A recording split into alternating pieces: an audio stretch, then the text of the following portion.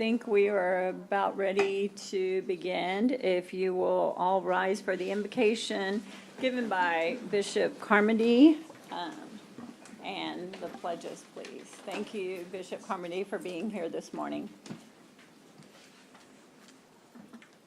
Good and gracious God, we thank you for the Commissioner's Court that is assembled here this day. We thank you for the great sacrifices they make to take care of our county. We cannot forget those who have gone before us, who served this county for many, many years. And Lord, we benefit from their service. For we all drink from wells we never dug, and we warm ourselves from fires we never built. So we have received great blessings from those who went ahead of us. Lord, in our time we have to do great things so that future generations will also benefit from our work, and the county will enjoy the sacrifices that the present people make. Lord, a few years ago, at the inaugural of one of our presidents, it was a dreary day in Washington, Lord, as you remember. But that president said, as he looked out over the snow and the ice, he says, we can change what is happening if we have a positive attitude and we see the good things that happen. We can force the spring. We can bring joy into a cold, miserable day. So Lord, let us do great things. Let us work together to help people to use the talents you have given them. And Lord, let us stay away from negative people. Lord, we have said many times, don't walk away from negative people. Run. So we have to see positive things, Lord, because you do great things. And let us help one another, affirm one another, realize that we're all brothers and sisters working together, and to remember that the rising tide raises all boats. So when we help one another and do good things for one another, the whole county benefits. Bless our present commissioners. We thank those who went ahead of us, and Lord, may we leave a great treasure for those who will follow. Bless and guide us always. Amen. Amen. Thank you. I pledge allegiance to the flag of the United States of America and to the republic for which it stands, one nation, under God, indivisible, with liberty and justice for all. Honor the Texas flag. I pledge allegiance to thee, Texas, one state, under God, one and indivisible. Thank you. You may be seated. Yes. Yes. Very honored to have you with us today.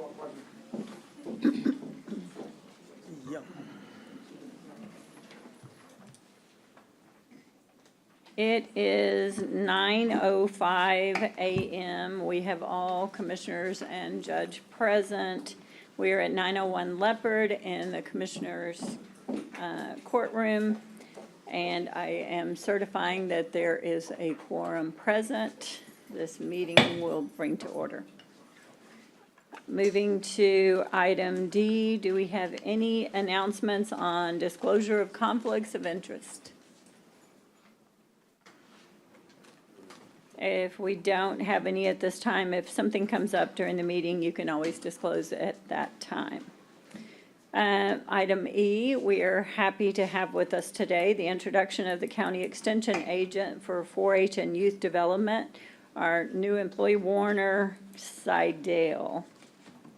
I believe in the past, just for clarification, if someone asks, we have voted on this position when it's an open position, but this is just an open position that was posted. They want to introduce him. There was no change in salary. That was not a created position, so there should be no vote required on this. And we're happy to meet you, happy to have you here today. Thank you. Well, good morning. I'm going to go ahead and go with my spiel anyway. Okay, good. I'm Donnie Montemayor. I'm District Extension Administrator, and it gives me great pleasure to introduce Mr. Warren Seidel. Warren comes to us from being an experienced agent in the 2 counties in probably, I guess it's north Texas, north central Texas. He's currently a county extension agent for agriculture in Hood County, in Granbury, Texas, and he's from the Cuero area. So we are fortunate that he's going to come and lead a very active 4-H program, probably one of the most active 4-H programs in Texas, over 800 young people, and almost 30 clubs in Nueces County. You have any questions for Warren? I don't think we have any questions, but we would love to hear from you, and yes. Well, I appreciate y'all having me. I'm really excited to be here in this position. I grew up in this district, and so I've seen the success that it's come from Nueces County, and I'm excited to be able to come here and manage and work with the people of the county and the communities, and that's what my office door will always be open. So if y'all have ideas for 4-H and youth development, just swing by and holler at me. Thank So you. I appreciate it. Thank y'all. We Welcome. wish you all the best and welcome you to the county. Thank you. It was June 1st is his start date. Oh, June 1st, 1st. okay, Yeah, thank June. you. Thank you. Moving on item F, this recognition, we have moved to, I would like to move to the 24th meeting. I believe that the law enforcement officer was told 10 o'clock and can't be here before then, so we're just going to move that one. I make a motion to move that, I guess. Second.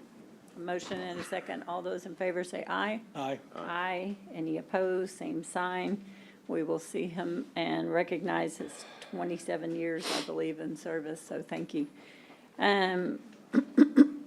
Item G, and recognizing the Toloso Midway Warriors powerlifting team in the state competition. And Ms. Deanna King is going to read that resolution. I will make a motion to pass. Second. We have a motion and a second. All those in favor, say aye. Aye. Aye. None, any opposed? Motion passes, thank you. And Ms. King, if you want to read that, please. Sure. On March 22nd, 2024, the Toledo Midway Warriors powerlifting team competed for state titles in Abilene, Texas. The team placed 7th in the overall state competition.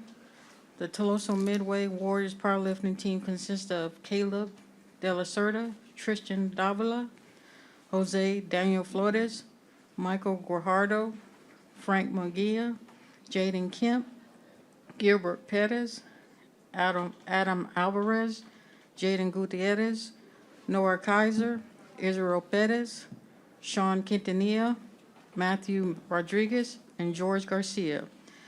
Now therefore be it resolved by the Nueces County Commissioners Court that the court hereby recognizes the Toledo Midway Warriors powerlifting team for their hard work and dedication in the 2024 state competition. Thank you, Ms. King, and I believe your coach is here, wants to say a few words.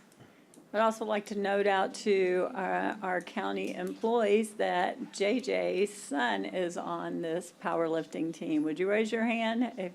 All right, there you are. One of our employees' children, yes.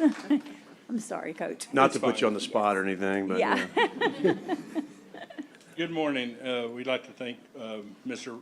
Commissioner Robert Hernandez for the invitation. Thank you today. Today is a reflection of the hard work that these student athletes have put in.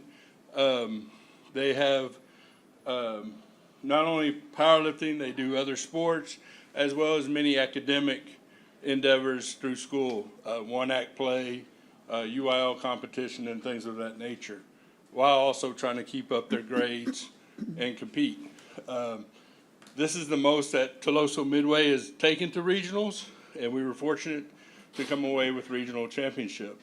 9 of them went on to compete at the state level, where we had 2 fourth-place finishers and 1 state champion in the 132 class, Tristan Davila, who's going to speak after me, and he also holds all the records in that weight division.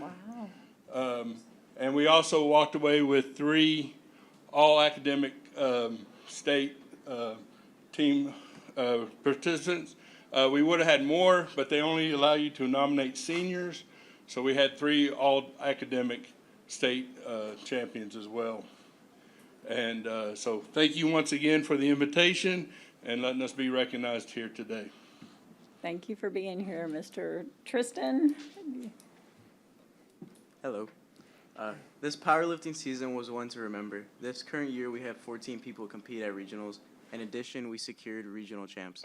For state, we had 10 people compete, a major accomplishment for the school. This meant a lot to me because last year it was just 4 of us going to state, and I myself bombed out. This year was way different. People were working, progress was being made. Overall, one of the strongest TN powerlifting teams the school has produced, and we couldn't have done it without each other this year. It meant a lot to me because I went to state my first year, predicted a win, and I bombed out. Ever since then, I dedicated myself to never let that happen. This year, we changed it from state bomb out to one of the best 132ers to ever do it, taking all records and having the highest total in history with everyone supporting me, my coaches, my family, and most importantly, my team. I felt like I was unstoppable. The coaching staff was great. Coach Kyle and Coach Galvan were by my side the entire time. At state, making sure I was good, writing my records down to get announced. Once again, our team this year was one to remember. Thank you. Thank you. Exciting.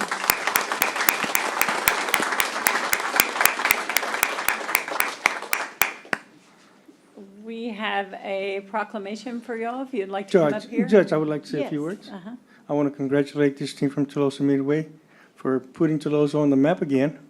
And where I don't agree with you, young man, you didn't bombed out. You participated. I think you're still a champion, okay? So anytime you do what others don't stand up to do, I don't think that's bombing out. I think you're a great person, and you all are going to be great role models. Thank you all for what you did. Thank you, Jonathan. Absolutely. Thank you, Commissioner Hernandez. We would like for y'all to come up and get a photo with us if you could, please.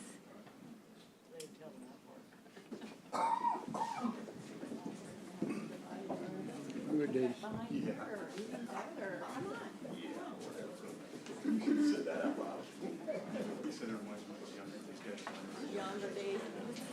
You can still remember back that far? Joking.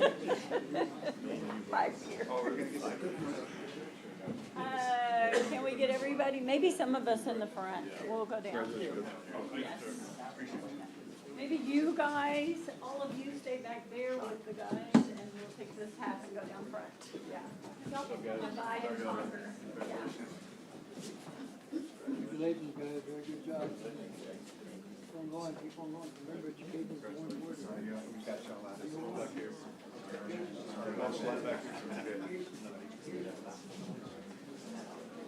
Yeah, we'll let our stage ladies go on. Can I slide in here with you guys?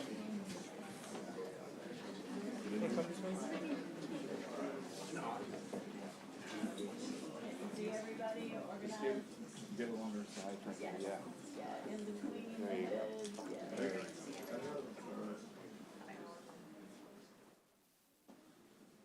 One, two, three.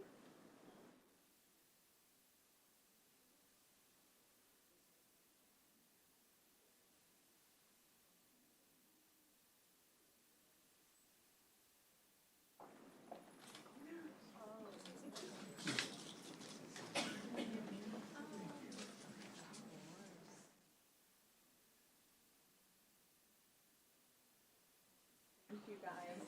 Congrats.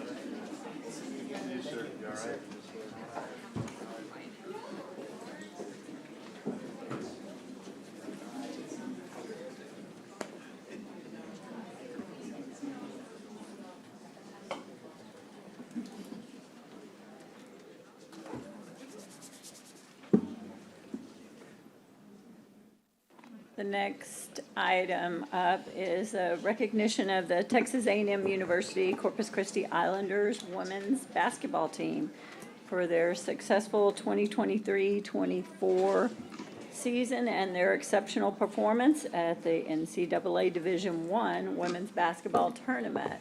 We love to have our Islander team in here. Thank you for being here. I will accept a motion to pass the resolution. Don't move, Judge. So move.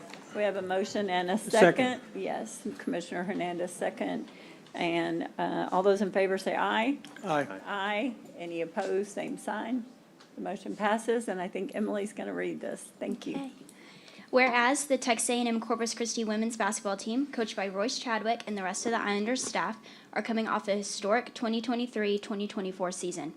Whereas with a 23-9 overall record, the Islanders made a run in the Southland Conference Championship and defeated top-seeded Lamar to win their first ever tournament title and advanced to the NCAA tournament, where they went to play in the first round at number 1 USC. It was the program's first ever trip to the Big Dance, as the postseason appearance capped one of the most successful seasons the school has seen. Whereas the 23 wins marked the second most in a single season for the Islanders and was enough to help Chadwick reach 750 wins in his career as head coach. Chadwick has coached all 3 championships the program has seen, all coming in the last 5 seasons. Now, therefore, be it resolved by the Commissioners Court in Nueces County, does hereby recognize the Texas A&M University Corpus Christi women's basketball team on an outstanding 2023-2024 season.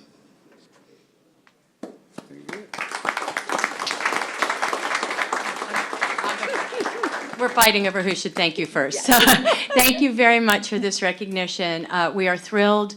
It is an incredible opportunity to bring our community into the national spotlight for excellence, and certainly these women are absolutely excellent, outstanding team, wonderful representatives of the Island University, and they are not only fierce on the court, but they are wonderful, wonderful young women, leaders, and outstanding academically. If I could brag just for a moment, Coach Chadwick has been with us for quite some time, and he is just an absolute outstanding coach.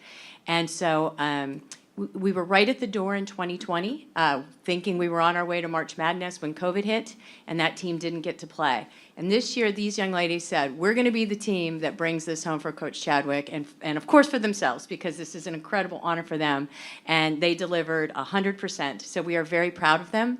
They have conducted themselves in a manner that makes everyone in our community proud. They fought fiercely against an incredible opponent in March Madness, and once again beat the spread. So we like to say, never ever bet against the Islanders. So it was quite an incredible opportunity.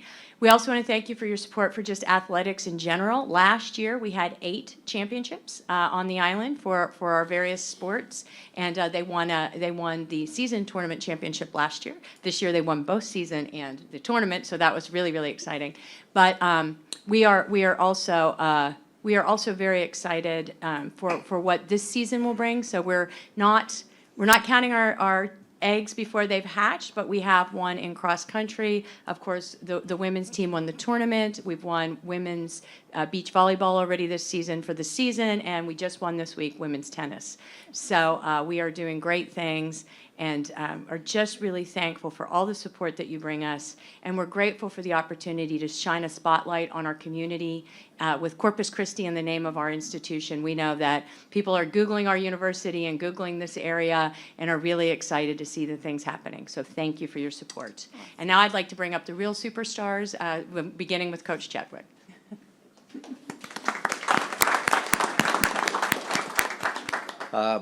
Brent gave me some advice that you always let your boss speak first, and I said, okay, you know, I'm going to do that. We're humbled to be here today.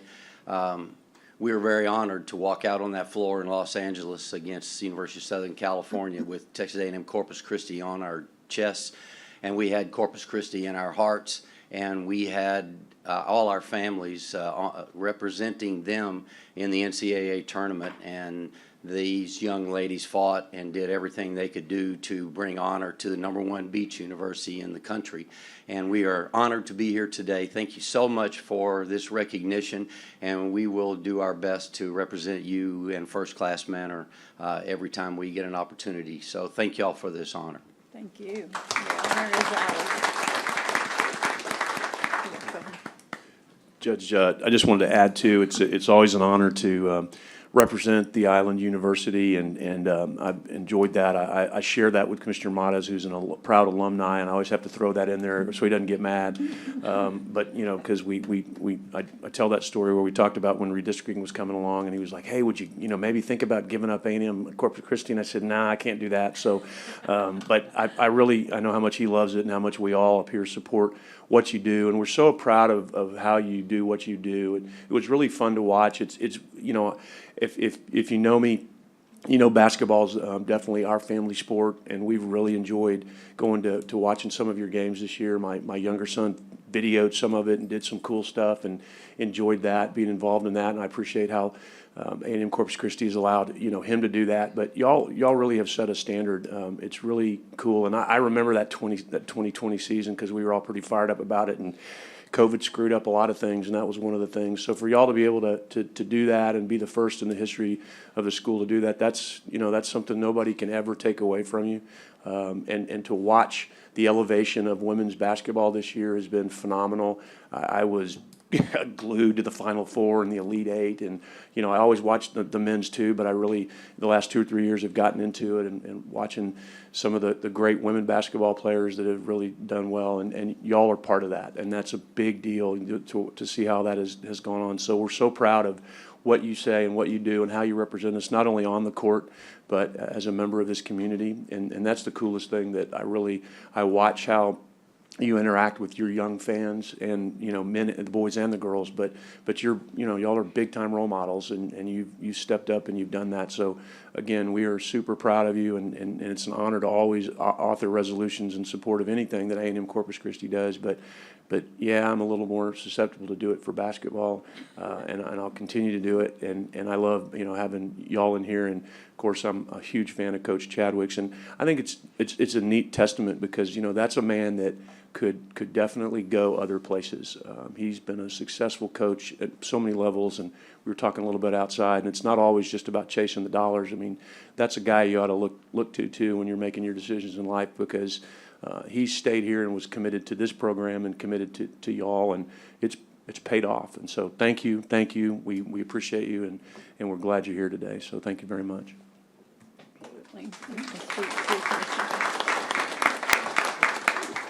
I'm such a proud. I did wear the blue today too. Just want to make sure everybody noted that. So I'm proud alum. Wear this pride every day. Go Islanders. When y'all got paired up with USC, I thought, oh my gosh, why USC? But why not? Why not? Y'all are the best. Y'all are one of the best in the nation. I hope this does tremendous things for recruitment, for retention of our athletes, and it definitely puts us on the map. Coach, like you said, I mean, everyone Googles the Island University. I mean, I can't imagine how many hits on social media and all that you get every time we get into the playoffs, no matter what.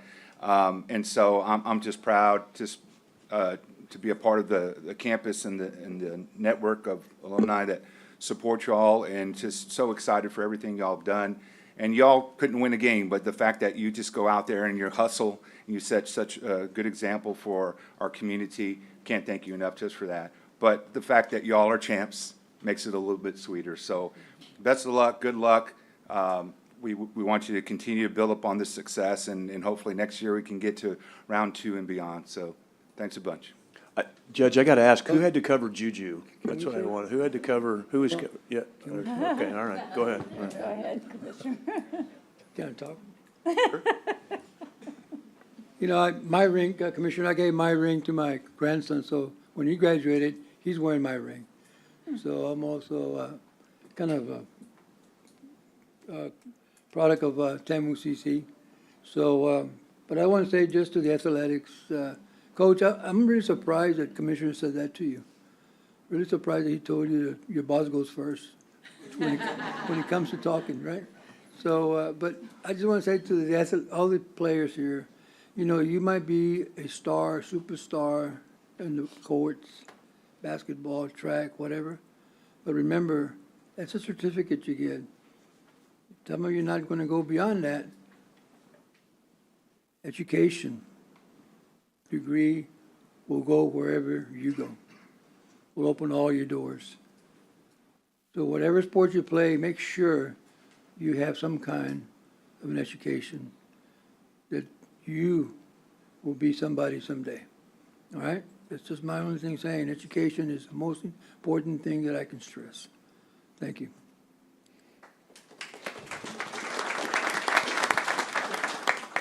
Commissioner Hernandez, did you want to speak too? Sorry. Judge, all I got to say is I congratulate these young ladies and the school for going as far as they did, and they made Corpus Christi proud. I know they made me proud watching the game. So thank you, coaches. And I just want to echo the sentiments of all here. We are extremely proud. We are extremely thankful to have you here in our community. And as a mother of girls, yes, go Islanders women, yes. We do have a proclamation for you, and we would be honored if you would come up and take a photo with us. You're all quite tall, so I suggest you stay down here, or we will never see our commissioner. No offense, guys, but. Yeah.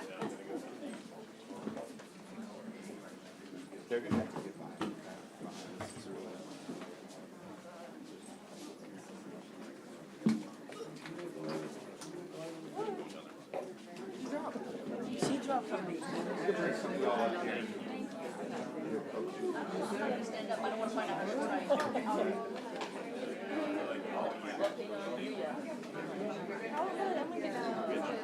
There's no way I can get behind that.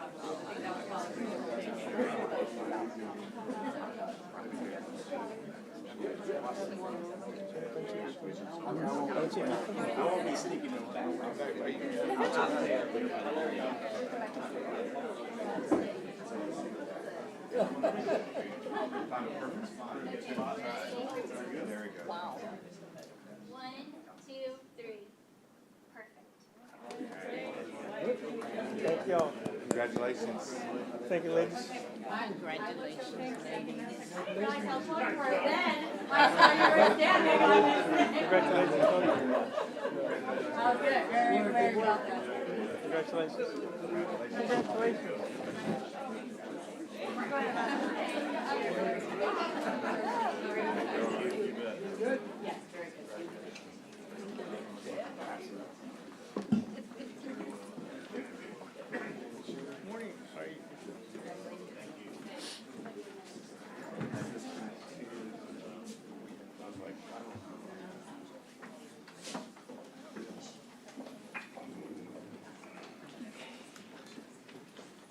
And moving on to item 3, in recognition of San Jacinto Day, April 21st, 2024. I will make the motion to pass. Second. We have a motion and a second. All those in favor say aye. Aye. Hi. Aye. Any opposed, same sign. The motion passes. And Ms. Francis is going to read that proclamation. Whereas the Texas Revolution was an uprising of Tejanos and Anglo-American settlers that began in October 1835. And whereas on April 21st, 1836, the newly created Texian Army, led by General Sam Houston, marched into battle with shouts of "Remember the Alamo" and "Remember Goliad." And whereas the Texians engaged and defeated General Antonio Lopez de Santa Anna's forces in a battle that lasted only 18 minutes and is now known as the Battle of San Jacinto. And whereas the Battle of San Jacinto was the final and decisive victory of the Texian Army in the Texas Revolution and resulted in the independent Republic of Texas, which 9 years later became the 28th state in the United States of America. And now therefore be it resolved that the Commissioners Court of Nueces County does hereby proclaim the 21st day of April 2024 as San Jacinto Day in Nueces County and encourages the citizens of Nueces County to join the court in celebrating this significant date in Texas history. Thank you. And Ms. Kathy, do you have anything you want to say, being present, or anyone else here wish to speak? I was told you might want to speak. Yes.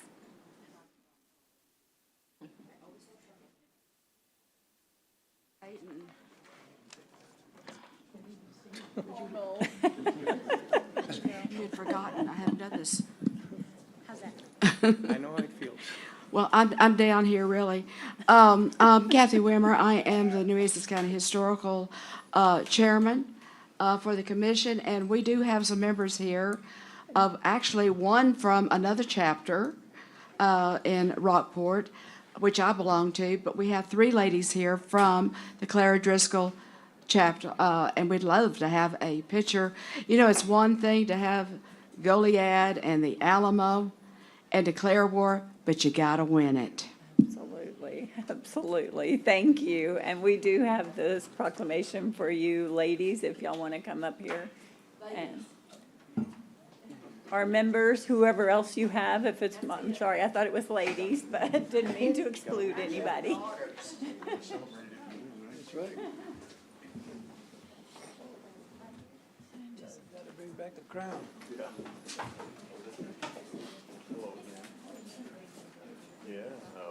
You look terrific. To be specific, the Daughters of the Republic of Texas. Perfect, perfect. You were the daughters. You wanted to get our medal with him. Yeah, that's me. One, two, three.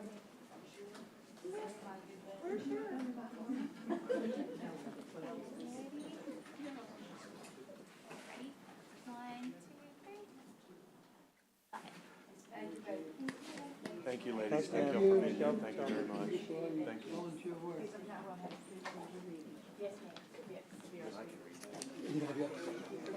I was gonna say they can't see that one. Okay, I'll get to that. Yeah, no, that stuff is always there.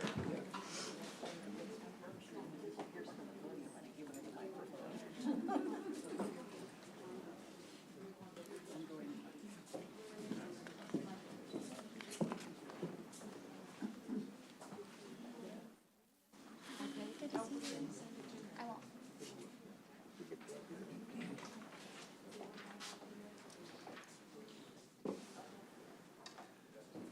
And moving right along to item number 4, in recognition of April 2024 as Safe Digging Month.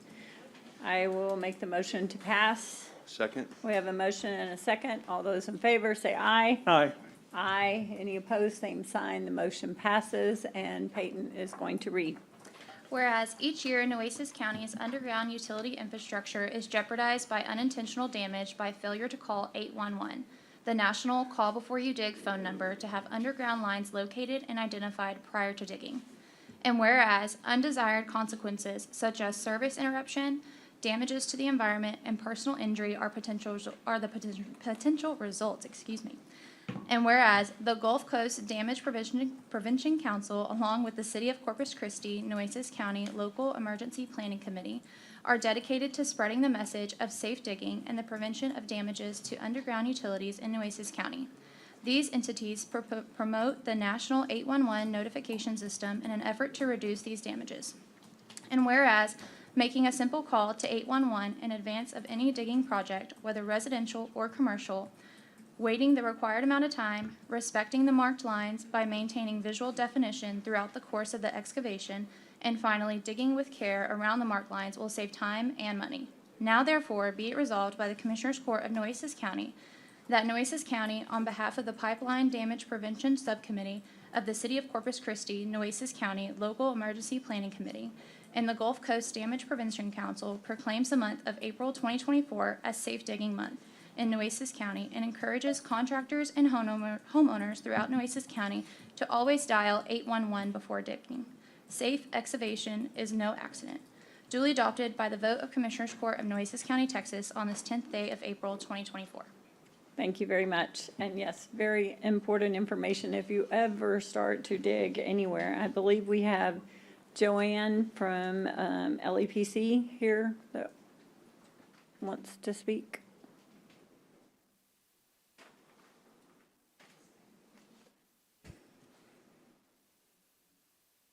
And maybe the chief also? I'm going to defer to my boss. Okay, okay. She took that lesson from earlier, I guess. Boss first, yes. And I'm just blessed to be able to lead part of the LAPC and the wonderful folks that put the Safe Digging Symposium on. And again, it's not just about reducing the, property damage and stuff. It's really about safe digging, saving lives as well. And not only the folks that are digging that could cause a leak if they hit something, but also the responders that have to go and mitigate it, from the firefighters to even the gas company. So I'm very proud to be a leader of this group, but it's all about the great work that the LEPC and the subcommittees and those that are involved with the whole 811 and safe digging. So thank y'all for recognizing us, and I will turn it over to Joanne. So, Ms. Joanne. Thank you for allowing us to come before you.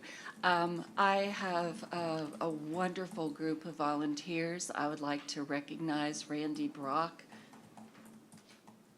He is with the City of Corpus Christi Gas Department, and our co-chair is Vincent Harris, who represents Enbridge.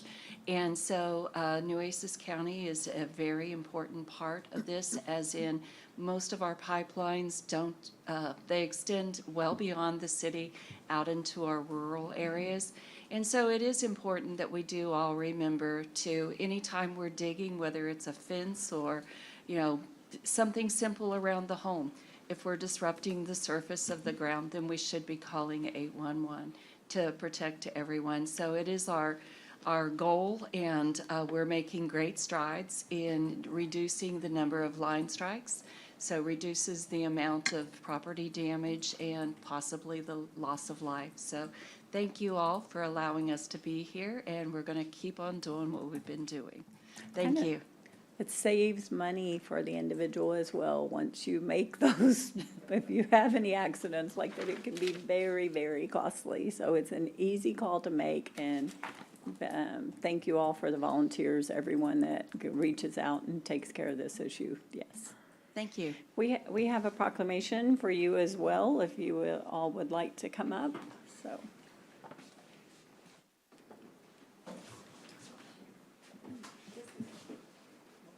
Bring your shovels.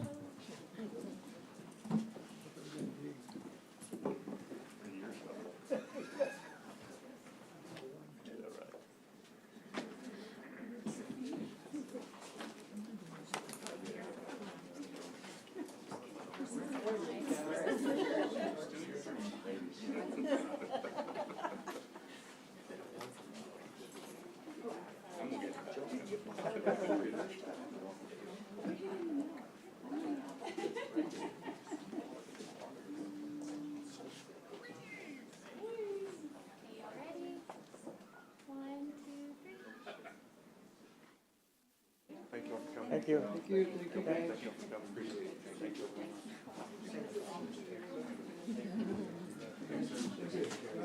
Thank you, sir. Keep up the good work.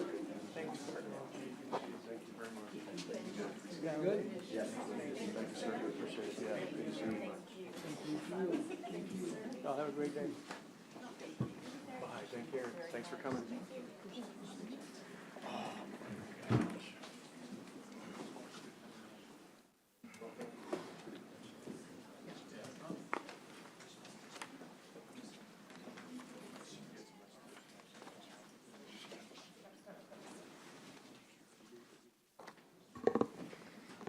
Moving on to our consent agenda, are there any members who wish to pull any item for further discussion before passing? I would like to pull item N. Do you have what? That's after this. Oh, no, it's not. Where is it at? It's not on my agenda. Before. Oh, we missed it. Okay, sorry. I skipped a little far ahead. Sorry, excuse me. All these lines on my notes, because we're postponing something, I skipped right over it. Board appointments, too. Yeah, right. Yeah, well, those are skipping. That's why I skipped on ahead. Sorry. Moving on to public comment. Let's go backwards, sorry. The first person signed up is Jennifer Kramer. Yes. If you'll state your name and your address, and you are allowed 3 minutes to speak. Let me be clear to the audience, there is no talking, clapping, any comments whatsoever, and we are not allowed to speak back other than to say that we will bring it up for a future agenda or anything. So if you ask us questions and we don't answer, we cannot answer, so. Correct. Thank you. Yes, ma'am. My name is Jennifer Kramer Oliva. I live at 5301 Ocean Drive. Like I said, my name is Jennifer. I should look familiar to you because I've been serving on the Nueces County Child Welfare Board for 6 years now. I was here a year ago reporting on National Child Abuse Prevention Awareness Month, and there were comments made by the commissioners that they have not been receiving information as much as they have in the past. I expressed then, a year ago, that the board was struggling and needed help. I was asked to reach out and that conversations would be had. It has been a year. I have called, I have emailed, I have reached out on social media, I have shown up, I've gone to events, I have reached out to you guys personally via your social media accounts, your secretaries. I have continuously gotten emails from secretaries promising that they would check your schedule. I know you're busy. Or I've simply not gotten a reply. Since I have started to express my concerns, the board president has resigned. I am the board secretary. I am the regional representative for Region 11, and I serve on the Texas Council of Child Welfare Boards. We have also lost both of our liaisons at the county office, and we have not had any meetings in a year or have had access to any of our funding. I am here today to remind you that the Child Welfare Board is a board appointed and overseen by you. Every county in Texas is to have a board to be the voices of the children in their county. I am asking you to please follow up on the words that you made a year ago and finally take the time to meet with me and help get the Nueces County Child Welfare Board back in good standing. I know you're busy and there's a lot of items on the agenda every meeting, but if we can make time to celebrate the community for their achievements, why can't we make the time to help our most vulnerable population? I'm asking you to support me, someone who's giving their time and energy with no compensation, to fight a fight that's not mine alone to fight. I know it's April, it's Child Abuse Prevention Awareness Month, and you may want to be interested that 164 children died last year due to child abuse and neglect. 2 right here in Nueces County, and we have done nothing in a year to help that. That's all I have. Please reach out to me. Your secretaries have my information. I can leave some cards, but it's been a year and we haven't done anything. I know a lot of the commissioners have served in DFPS, have been involved in family court, but it's fallen by the wayside and it needs to change. We need to do better. Thank you. Everett Roy?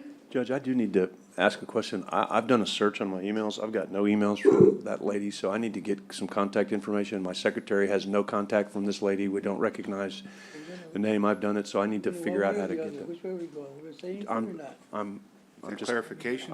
I'm getting clarification. I'm not. Statement of fact, or would you like to put this on the next agenda for an update? Sure, I'd be happy to put it on the agenda because I've got no contact info that I can find, so I'm happy to put it on the next one.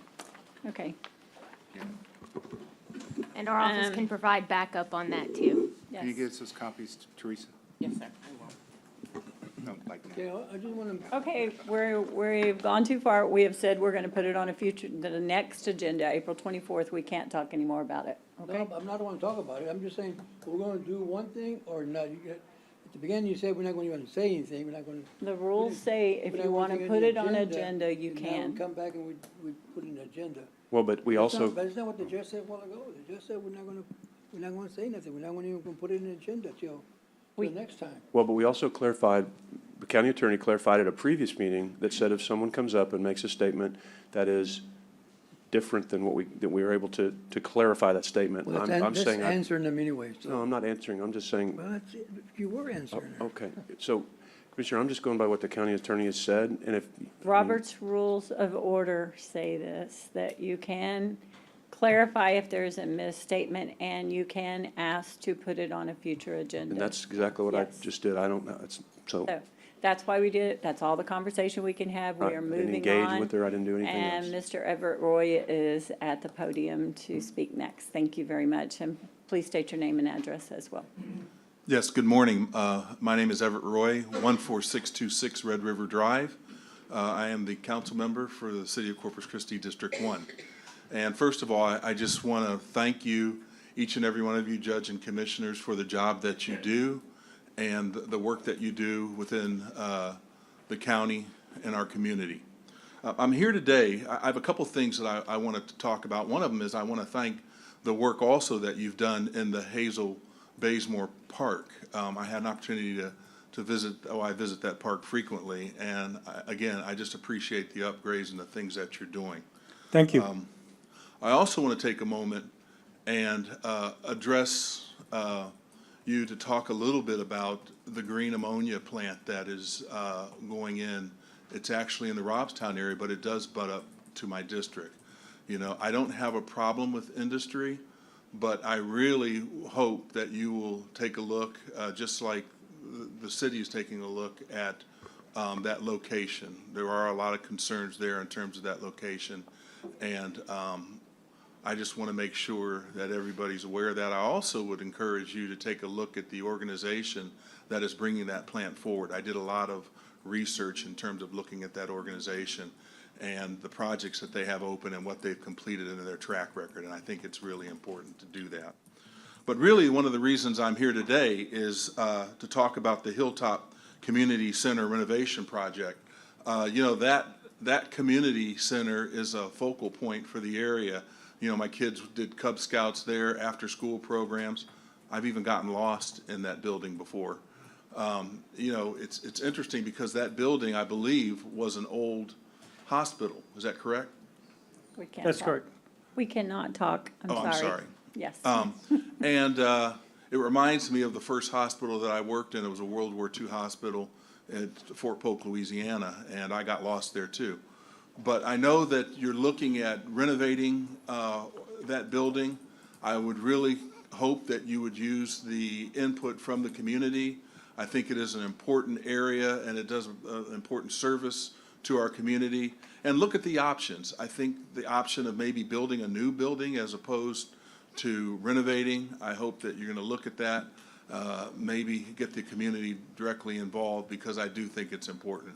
I know it's a voting location, and it really is something that I think serves a lot of people in our area.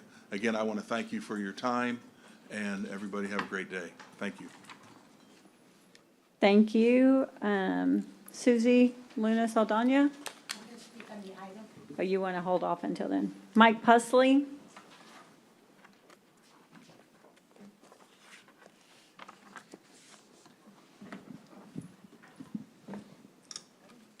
Morning, Commissioners. My name is Mike Pusley, 3916 Castle Valley Drive. Further to Councilman Roy's comments, and also I'm at-large member of the City Council of Corpus Christi. I'm here this morning to speak on a subject that's near and dear to my heart, and that's the Hilltop Center.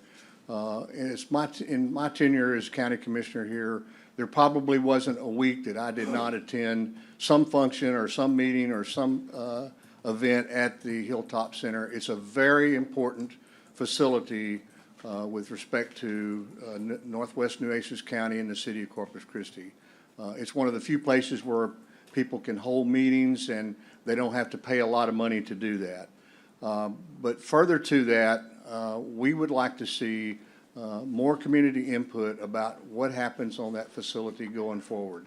I know when we built the Fallen Heroes Memorial here in front of the courthouse, we convened several meetings of first responders from all over the county to come in and give their input based on an original design that we had, and I will assure you the final design was much different than the original based on that input. The input that you have received with respect to Bob Hall Pier, you've convened focus groups and community input. I think it's extremely important when we're spending $9 or $10 million that the community has some input on this subject. You know, the City of Corpus Christi spends $10 million almost hourly, so it doesn't seem to be a very big deal. But for $10 million expenditure for Nueces County, that's a big part of your budget. So I would ask that you take a breather. Let's get some community input. Let's get some focus groups going. Let's get some input on what that facility means to this community and get input as to how it should be used. In the last minute of my time here, I want to talk about when I was here, there was an order by the Department of Justice that our sidewalks here around the courthouse needed to have tire bumpers so that the cars could not block the sidewalk. The sidewalk over next to our Fallen Heroes Memorial on this side does not have any tire bumps, and this morning I parked there and there are numerous vehicles blocking that sidewalk, so someone who is handicapped could not traverse that sidewalk. So I ask that you look into that and fix that problem immediately. Thank you very much. Thank you. And hopefully, next time I'll be able to see you guys from back here. Marie Lucio.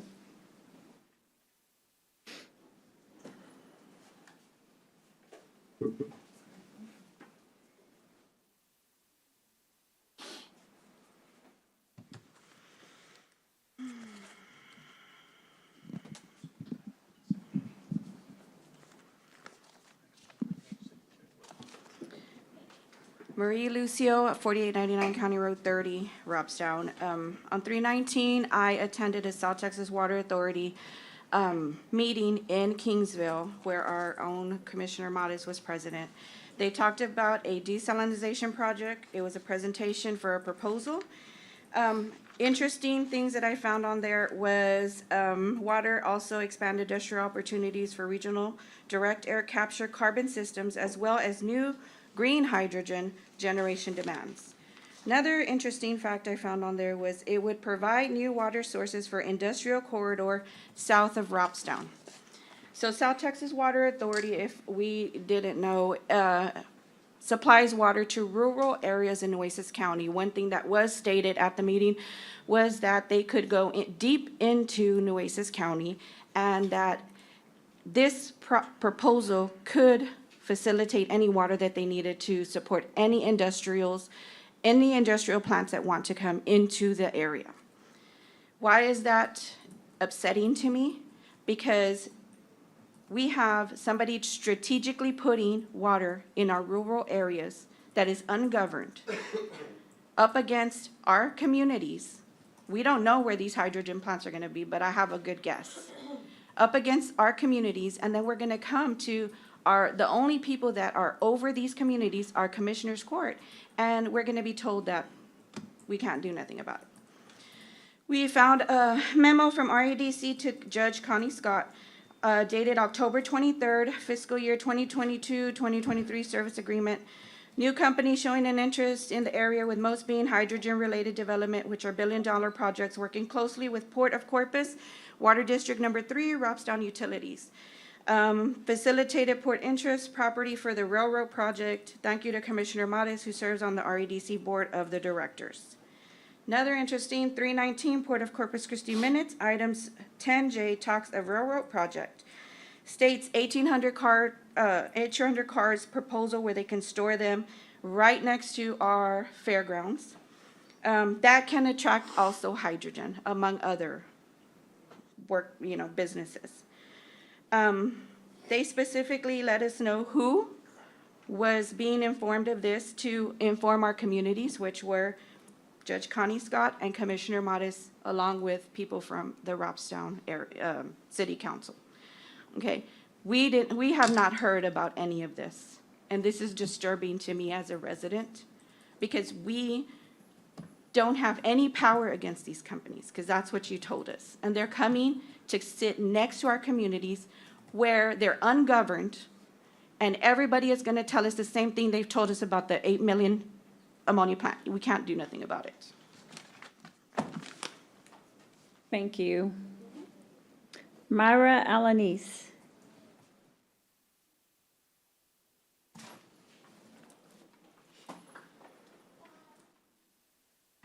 Good morning. My name is Myra Alanis. I live down 1889, literally 3/4 of a mile from the Avena plant. And behind my house and closer to County Road 73, there's an industrial park that has been designated that can be researched and found. That facility will butt up right to 624 and County Road 73. But the entrance is going to be down 624. Since we were here last time, we have requested records and have read minutes for the Port of Corpus Christi, the county commissioners, South Texas Water Authority, Ricardo Water Supply Corporation, Violet Water Supply Corporation, Nueces County Water District Number 3, TCEQ, the City of Corpus Christi Council, and have read several tax abatements that were given by the county. What we have found is this nonprofit organization known as Robstown Area Development Commission and the CCREDC, who are partially funded by you and other entities, who their sole focus is to bring heavy industry into our communities. They are doing nothing. Being a nonprofit, they're supposed to help the community, not destroy it, which is what they're doing. And they function under confidential agreements. So the reason that we were surprised is because they have to sign these agreements and can't talk about it. However, I attended a Water District Number 3 meeting, and I was informed that 3 other facilities, just like Avina, are under contract, getting land deals and water resources that they need. What I found very interesting is that how has all our communities found it acceptable to bring these ammonia industries into our communities? Who thinks that any toxic waste is acceptable to bring into communities? Somehow, our elected officials have justified that accepting toxic pollution, compromising our safety, depleting our water resources, and wrecking our communities is a small price to pay for a few jobs. What is even more astonishing is these industries are getting approximately 70% reduction in their property taxes. I wish I could get that. Heavy industries currently are using 84% of our water. When we add all these new industries that are coming into Northwest Texas, Northwest Nueces County, we're looking at them using approximately 90% of our water. How do y'all feel about that? These companies get these waters. They don't have to comply with drought conditions. They get tax abatements. To date, not a single elected official has supported us or has opposed this project. Thank you. Thank you. Herbert Rubio?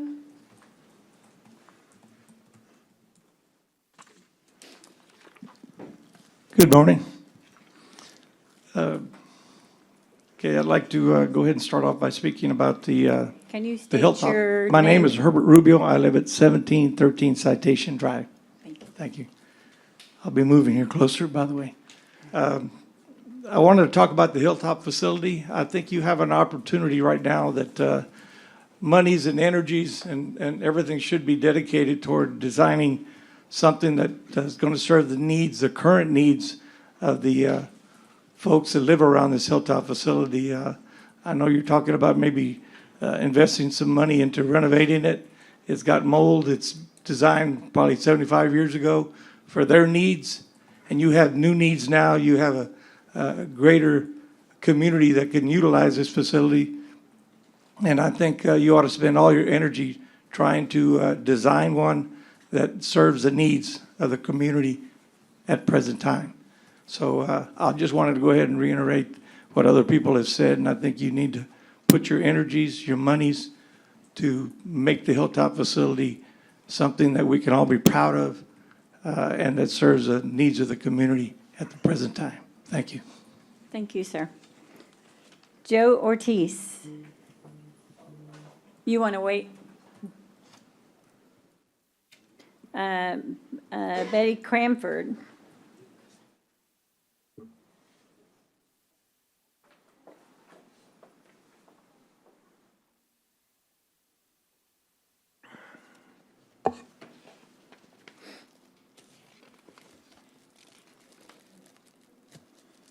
I'm sorry, I wasn't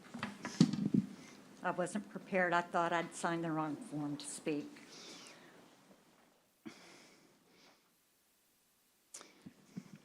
Okay, I'm here to speak about the port and the REDC and the A. If you could state your name and address first, please. I'm sorry, Yeah, Betty that's Cranford, okay. 3802 That's all right. Wilmot. It's quite apparent that the port in the CCRECD is determining the future of both the city and the county. This court will support and the city have economic development agreements with RACD and our CCRED. While they do benefit some local nonprofits, it's blatantly clear that they cater primarily to the benefit of the poor by bringing in hazardous and high-volume water use industries to our area. My concern is why tax dollars from the county is being directed to this group when the county will benefit from whatever companies they bring in from the port. The fairgrounds have already been established and no longer require the promotion as they once did. Would it not be in the best interest of the county to enter into agreement with a lesser amount dedicated to assisting the local charities? The city, county, and port are all three paying for the exact same services. Why? This court will reap the benefits regardless if there's agreement or not. Support those truly in need instead of assist those that are detrimental to our areas. A quick update on a group that we belong to and we're spearheading the ammonia plant. It's called Concerned Citizens of Robstown County. We attended the Robstown ISD board meeting Monday night, which was moved to a local school to accommodate the amount of people in attendance. We presented them with our petition with over 1,100 signatures requesting that a tax cap/abatement not be provided to Avena.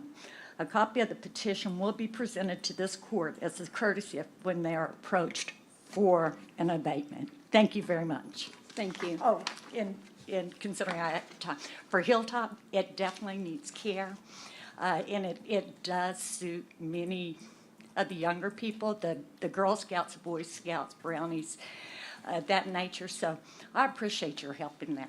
Thank you. Thank you. Suzanne Gallagher?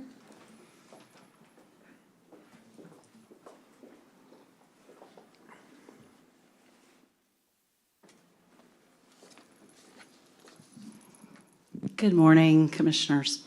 I do not like speaking in front of Name and address, please. Suzanne Gallagher, 5419 Riverview Drive, Robstown, Texas. I do not like speaking in front of people. Every time I've done this since this ammonia thing has began, I do okay until I leave, and then I get the adrenaline. I almost fall apart. But I think this is important.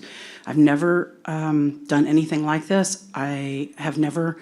I also didn't plan anything today because I purposely wanted to speak from my heart. So the first thing, when the bishop did the prayer at the beginning, he said that being optimistic and working towards something can make a difference. Now, I pray that is true because I love my community, and without sounding melodramatic, I fear for our safety if this plant comes to pass so close to so many of us. I care for the people who live so close to it that they will lose their home and their farmland. It breaks my heart. The second thing I picked up is that Commissioner Chesney said that sometimes it's not about chasing the dollars earlier. And I believe that that is true. And in this case, for our community, it can't be. It can't always be what benefits the port. I've come to think that the port doesn't serve the city. Perhaps the city serves the port. And they're an entity that is out to make a profit. I don't feel that what is best for all the citizens perhaps is what's foremost in their decision making regarding bringing all these heavy industries, as said previously. The next thing is Councilman Pesley said that it's important to have community input. Councilman Roy brought up that Hazel Bazemore is a jewel of our county, and indeed it is a jewel, and nationally and world-renowned for the wildlife that's there, and it is 3 miles from this ammonia plant. And if there is some kind of leak, not even a catastrophic explosion, a leak, ammonia would be drawn to water. That is the river. That is not just all of our water. It's the water of our wildlife, the environment that we all share. So To close, I just want to say I have not had a good night's sleep since all this happened. It's the first thing I think of in the morning. It's the last thing I think of at night. This foreign entity, these people that have no attachment to our area, they have stolen my peace and the peace of others, and I'm here with y'all because I do not have a city council. I am just a county resident. So, thank you. Thank you. Do you have anyone that came in late that wishes to speak on public comment that didn't have the opportunity? Yes, Ms. Vaughn. Carolyn Vaughn, 4214 Spring Creek. Good morning. Thank you for what you do every day. I'm here today for three things. First off is the Hilltop. Commissioner Hernandez, I do hope that you'll get a focus group out there. You could hold it at Hilltop and you'll see how horrible the acoustics are out there. My opinion, this started when I was on the Commissioner's Court about what we were going to do. We don't need to renovate that building. Just like any company, when you have an asset that has over its value is gone, you don't keep pouring money into it. We saw that at the county here on the elevators. You just don't keep doing that. We do know that it has asbestos because when we renovated out there one room, we do know that it has that. I'm sorry, but it's ugly. It looks like a army barracks, and that group out there deserves more than what that looks at. I think that you can build one a lot cheaper than you can because you don't know what you're going to get into. Anytime you have a renovation, it's always more. So I hope you'll consider that, all of you guys. You may be our precinct chair, precinct commissioner, but all of you represent this whole entire county, so I hope you'll weigh that. The other thing that I'm here about is Avena. I have a lot of friends that are in the farming community, and I know that the port has bought a lot of land out there on 77 and 44. We do not want that out there. It's too close to the communities. There are other places you can put it. Cal Island has worked very hard. We moved out there because we wanted to get away from the city. And we built it up. We're a close-knit community. We do not want it, and we're going to fight, and hopefully it won't happen. But you guys, the only thing that you can do, and I understand this, the only power you have is not to grant the abatements. And I hope that you don't do that. The other last thing, I know you're an executive day, I think, for Barisi Village. Those are the kind of projects that we need. So I hope when you are considering that, you will give them the abatements. Thank you. Thank you. Is there anyone else? Otherwise, the other two have asked to speak when the item comes up. Now move on to board appointments. Before we get started, let me say on item number 1 and number 2, we failed to post official notice, so it is our suggestion that we reopen both of these, but also keep the applications of the people that went online and filed for appointment, but to open it up and bring it back to the 24th agenda.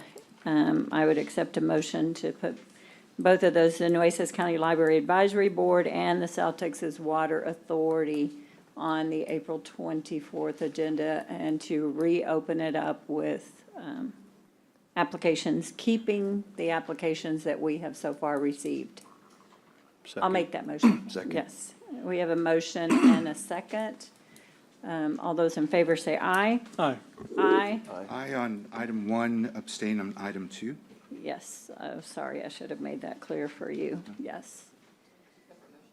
Yeah, we're going to have to do two separate. So let's do item number 1, Nueces County Library Advisory Board. I'm making the motion to bring that back to our April 24th meeting, to open it back up for applications because of the failure to post. And Second. we have a motion and a second. All those in favor say aye. Aye. Aye. Any opposed, same sign. Now moving on to South Texas Water Authority to do the same, to repost, keep the applications that are in place, but open it back up for applications, bringing it back on the 24th agenda. Second. We have a motion and a second. All those in favor say aye. Aye. Aye. And 1 abstain. There was someone on Zoom that wanted to do public comment, but they did not raise their hand. They didn't raise their hand? No, ma'am. Okay. Do you know who? Stacy, I believe. She's muted. She's muted. We can go to that now. Stacy, if you will unmute, if you will state your name and address, We going back to public comment, Judge? I guess, yes. She said she was trying to do public comment if we want to. Those two motions are done, so we have one person who wanted to speak. Hello? Yes. Can Stacy? you hear me? Okay. You can hear me? Yes, ma'am. If you will state your name and address, we've gone back just for your comments. Yes. Thank you so much. I really appreciate it. My name is Stacy Messick. I'm a resident of the island. I live at 15438 Seamount K off of Gypsy. I've been a resident of the island since Harvey when we moved from Port Aransas. We frequent Cleburne County beaches because of the distance of being able to be away from people. My 15-year-old son and I were out there 3 weeks ago on Thursday. And unfortunately, a young lady named Courtney Garza decided to take her life.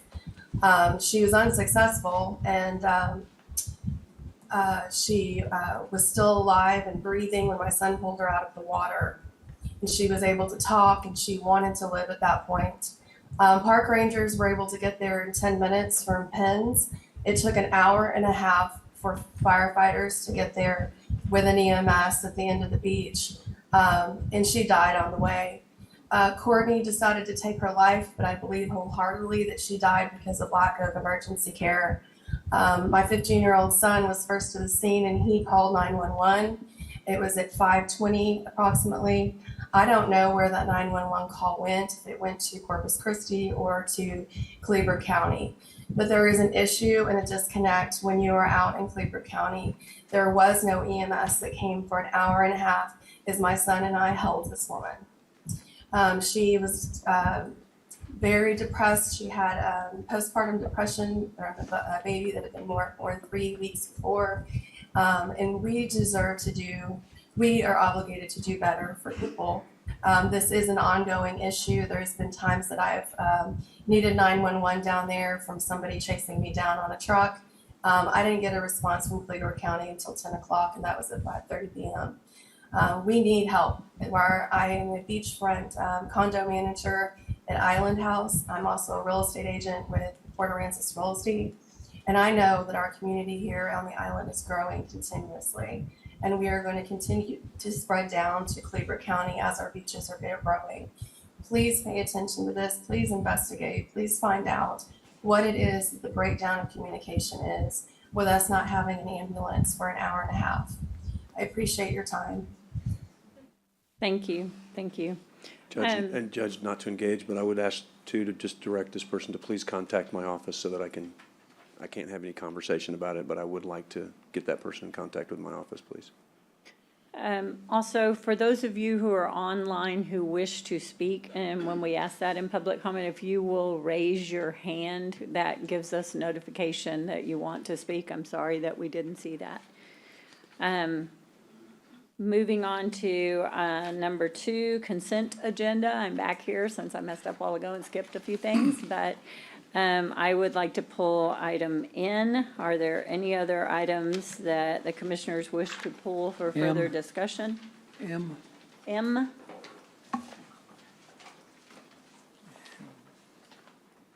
Anything else?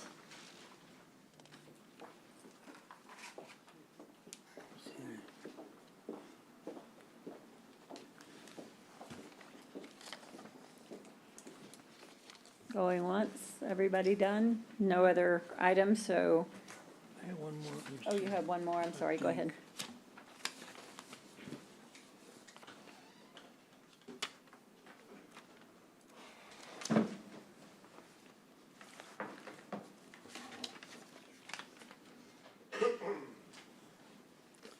Oh, never mind. You got it? Never mind? Never mind. Okay. I will make the motion to pass the consent agenda excluding items M and N for further discussion. I need a second. Second. We have a motion and a second. All those in favor say aye. Aye. Aye. Any opposed, same sign. Moving on to M, Commissioner Gonzalez, that was yours. I'd just like some explanation on that. What is that all about? I thought we were already, when we brought this up a while back about not paying or less payment because somebody said we couldn't hold the money because the report's already done, but I don't understand, what is this for? It says here, Texas Water Development Board, Dry County Drainage Study. So it's an extension for the contract expiration to September? We talked with Anna, it's just an extension to finish the paperwork involved. Yes. It is nothing So changed. everything's being paid or what? No, the money's in escrow, so we provide requests, so that it takes a while for it to be reviewed.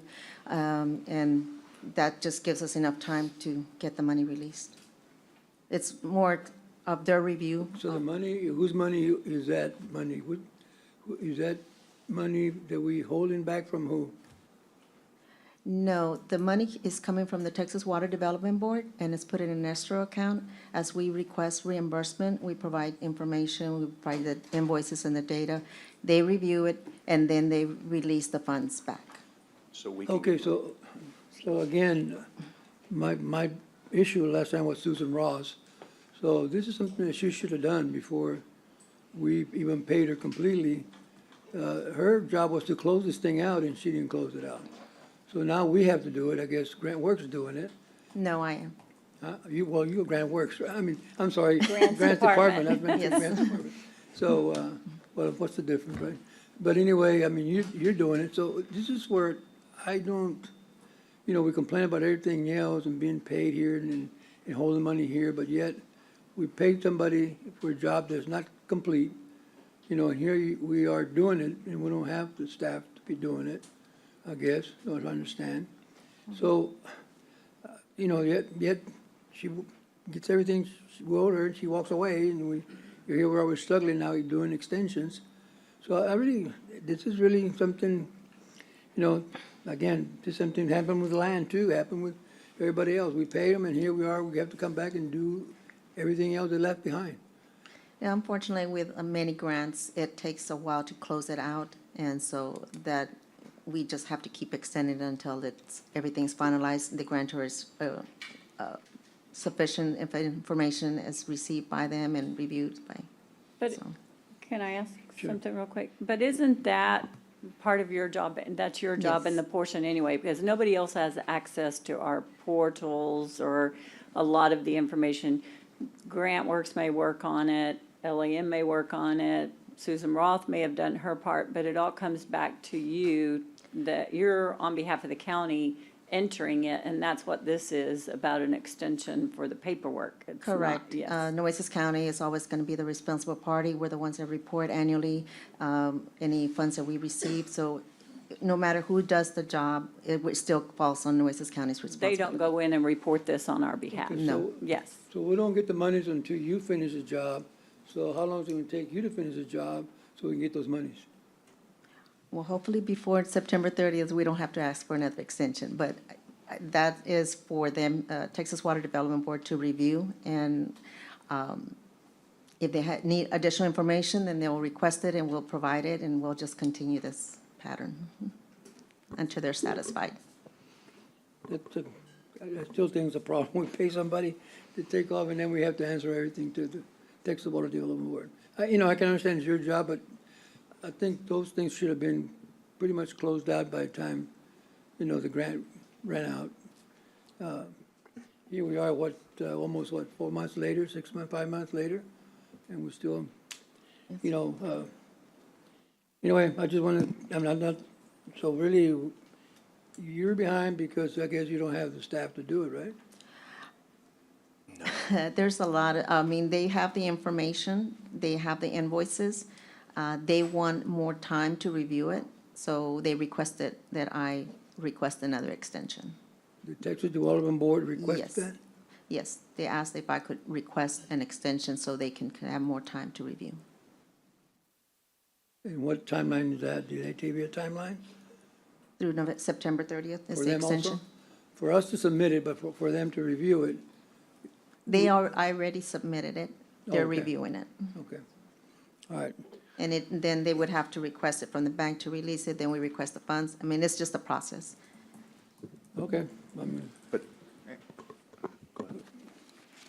Thank you. You have a question, Yeah, I Commissioner, just- sorry. I know to be able to access funding from Texas Water Development Board is a process, and I just worry that these delays will be not seen favorably for any future projects. I mean, they're stuck to us now because we're committed to this, but I just worry that any delays will have a negative impact on any future projects. That's my only concern with this, and it may not be anything that we can change, but I worry. I mean, September 30th, I mean, I support, if we have to extend it, then let's do it, but we need to get everything in place and done before then. Yes, sir. I can't say that I wouldn't support another extension, but we should be done by then. We need to be done Believe me, definitely before then. And I know that you agree. I 'cause you're agree. neck I deep- want close you're out neck right deep- away Deep and- in it. So I'm just saying it just for all of us, just to, whatever, all the partners that we have involved in this, that we can make sure that we just get to that finish line, get it complete so that we can proceed. That's just my concern with him. Yes, sir. Thank you. Excuse me, Anna.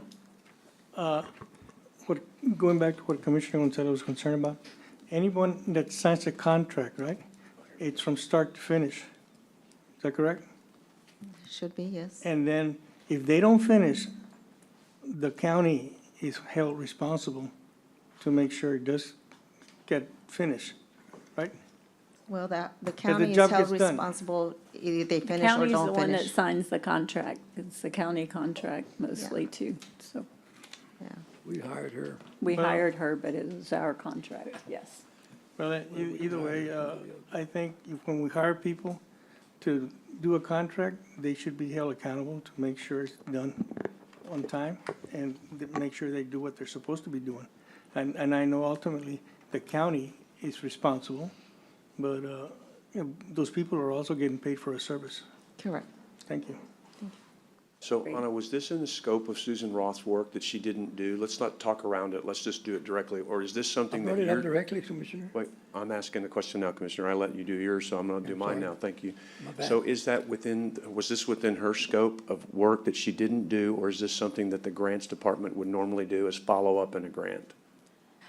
Their scope was to do it, and it was based on a rate, and when requesting more to complete the job, and it still has to come to Commissioners Court to extend her contract. Which we didn't do. Right. So- So then, I mean, that's the end of her contract. Right, so we didn't extend her contract, so we need to clarify this. She didn't, Jenny, did she breach her contract? Or did we not extend her contract, therefore she's no longer under contract and can no longer do work for us? That needs to be clarified, because I agree with the sentiment of what they're saying, but I don't know that I agree with how this has been represented. So when we didn't extend her contract, she no longer has the ability to work for Nueces County, and she can't do anything for us. Is that correct? Yes, Commissioner, we have not been asked to look at this point, whether or not there's breach, but if you have in your contract that you're gonna pay her for hourly work, and then you tell her not to perform hourly work, then, I don't think there would be a breach if she didn't do one of those things that would have taken hours to do. So, do you have any personal recollection on this, or do you have any personal knowledge, Anna? Was this something that, had we extended her contract, she would have then done, and you had to pick up because we didn't extend her contract? I believe she would have continued doing it, and She would have done it had we extended her contract. Correct. So let's be clear, as we continue to beat on this woman that I'm not going to be a part of any longer.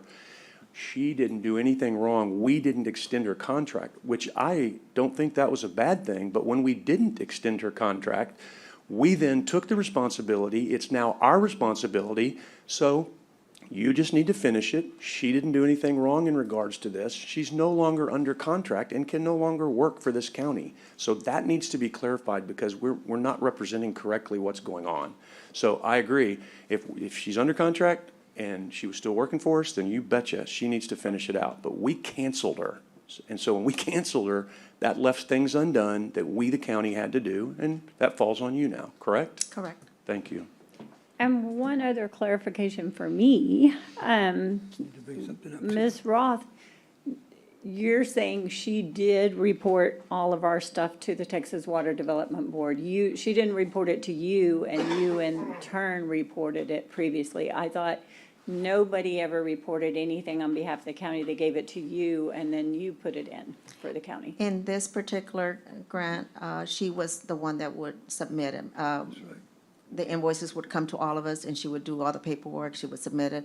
Well, I know in our meetings before, and I know the commissioners already made it clear she didn't work for us anymore, so she wasn't. But in the meetings we had in the office, you were always in there. I assumed that the meeting was being verified. I mean, the information was being verified by her, but you were the one actually inputting that data into the portal on behalf of the county. Not on this particular one. I was receiving all the information, I was being CC'd, but she would put it all together as a request and submit it to the Water Development Board and let us know. So that's really a one-time deal because we don't really allow that anywhere else. It sounds like even with, our future things, we were Yes. against you. Was all the conversations I've had is it had to come to you. You were the only one that had access. You're the only one that had the codes in order to get in. It all so- depends on which grant it is, which grantor. Some go to portal, some go by email, some, so this Okay. particular one did not have a portal. Okay. I think we've all discussed this enough. She is no longer here. She is not working on it. Do I have a motion to pass for the time extension? So moved. Approve. We have a Second. I'll motion second it, and a sorry. second. All those in favor say aye. Aye. Aye. Any opposed, same sign. The motion passes. And then on item N, I pulled it, and I guess, Michael, are you going to talk? It's just the one we need to exclude from that list that isn't ready to move forward. Yes, that's correct. We originally had, the court had awarded, or had conditionally selected 15 proposers for this project. We were able to make contact with 14 of them, and they all signed the documents that were approved by legal. And that's what's before the court, with the exception of Cubit Contracting LLC. They did not return our calls or emails. And I would ask the court that we at least allow an extension for maybe 2 more courts. If they get to me within that time frame, I'll come back to court with that one additional contract. But for now, we're asking that we don't lose time on the other 14. And we're recommending approval of those 14 job order contracts. So we need 2 different motions then to extend the one, or just the motion to pass the 14 Just the motion that are to ready? pass, and I'm just. Give you an I'm just opportunity seeking to your, bring it back. Okay. We have a motion from Commissioner Gonzalez. Second. We have a second from Commissioner Hernandez. All those in favor say aye. Aye. Aye. Any opposed, same sign. The motion passes. Moving on to our regular agenda. Agenda item A is discuss, consider, and take action on the Nueces County game room regulations and all related matters. I will remind the courtroom again that there won't be any talking out of context. If you have something, someone says something, let's please keep it quiet, no applause, anything else. We did have 2 members sign up for public comment on this agenda item. Would you like to speak first? Susie Luna Saldana, you're up if you would like to speak before they talk, or did you want to do it after? I want to do it after. Okay, and Mr. Ortiz, the same? Or do you want to speak now? That's fine. Judge, run the timer? Or no? Good morning, Judge, Commissioners. My name is Joe Ortiz. I live at 2505 Presa. I'm here to see if we can look into the gaming room regulations that Nueces County has imposed. I've talked to several people, and of what I understand, this is not an ordinance. What I understand, the commissioners cannot do an ordinance unless it goes to the state and legislature and all that kind of stuff, but they do have regulations. And what I'm looking into is that when this was proposed, they bunched in everything, whether you have a background check, personal financial statements submitted, your social security. Well, that to me looks like you're applying for a license, not a building permit to comply with a certificate of occupants. A certificate of occupants is a building that's certified that you can occupy it, not whether you have a financial statement or have a bad background check. So what I'm looking into is hopefully that you all would look into this gaming room regulations and separate a licensing part versus a certificate of occupants part.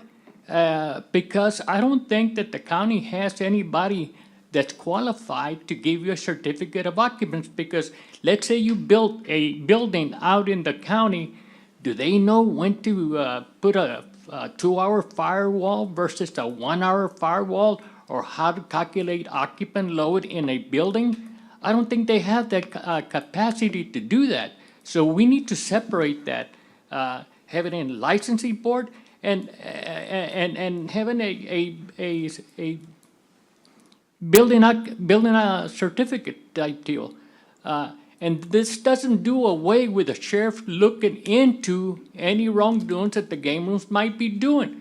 We're not telling the sheriff not to get involved. In fact, we applaud that the sheriff gets involved in looking into it, but the sheriff shouldn't be looking into whether you have a certificate of occupant or not. They should be looking at whether you're doing something wrong. I pray that you all would look into separating a licensing board to operate a game room versus a certificate of occupants. Two different things. And that's what's creating a lot of animosity around the county, whether the sheriff department or the police department overdoing their job because they don't have a permit. And it's very hard to get a permit with the rules that the county has. I mean, you know, you have beer joints, you have strip joints that they allow you to have a building 250 linear feet from a school or residence. Why 1,500 linear feet away? You can't do a game room within the city with those type of regulations. It's out in the county. Again, we need to look at this. People like the game rooms, as you can see. You see them on TV that they're full, and normally they're older people enjoying themselves. Again, commissioners, I pray that you look into this and look at it to either forming a citizenry board, whether you have a building consultant and somebody from the law to look into the licenses of operating a game room, and then you have a building consultant to look at it, or get the engineering department to look into getting a certificate of occupants where it belongs, building, and all those laws that the codes have, like the 2001 International Building Code that the city regulates, or give it to the city. Do away. Why get two certificates of occupants? The city gives you one. Why should the county give you another one? So please look into this, okay? Thank you. Mr. Ortiz. And I think Chief Cook, you're here to speak about this item first, since Ms. Saldana didn't want to speak until later, or did you want to go ahead and speak now? I want to have that. Okay, thank you. I think if you give your concerns, this may be enlightening for the rest. Since we've pulled the item up, they can maybe address some of your needs. Yes. Concerns, not needs, concerns, sorry. Susie Luna Saldana, 4710 Hackle. And I'm coming to speak to you about the game rooms. And one of the things that I want to bring forward to you is that you do take a look at the licenses and the permits that you require for the game rooms. Now, everybody knows I love game rooms, okay? So that there's no hiding that. But what I want you to know is that I am also in favor of limiting the amount of game rooms you have within the city. It gets to be where you have them every other block. That shouldn't do. We want to see you put a limit. The last time I spoke to you, I said, look at about 50, 100 within the city and limit it to that. and make sure that the permits are done. But another thing that I want you to look at, just like Mr. Ortiz told you, is the distance that you have for game rooms, the 1,500 feet that you're requiring to. I believe in being able to shield the community from the game rooms. So what I'm asking you to do is to take a look at something like a private fencing between the community and the residential and the game rooms, so that there's some protection for the neighborhood. If there is a game room, that you have not a hurricane fence, but a private fence that divides them. Those are the things that I want you to look at. I also want you to look at, if a game room does not have a permit, the sheriff should close them down. And there should be someone looking into that if they don't have a permit. But don't make the permit to where you pick and choose who you want to have those game rooms. Make that permit one that can be utilized by everybody in a fair and equitable way. I agree with Mr. Ortiz that there are some items in your application that should be taken a closer look at and should be changed.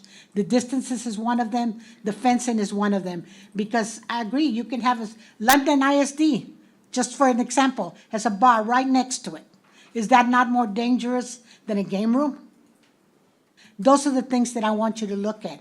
I know that you are all conscientious of what's good for our community, and I'm telling you, 2 years from now, you're not going to have the discussion because they will be legalized.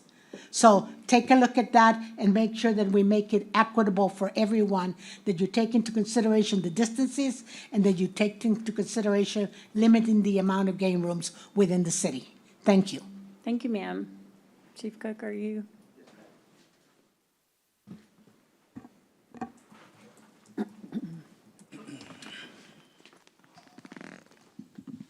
Good morning, Commissioners. Good morning, Judge. How you doing this morning? I have some documents to share with the court. May I do so? Please, thank you. Okay.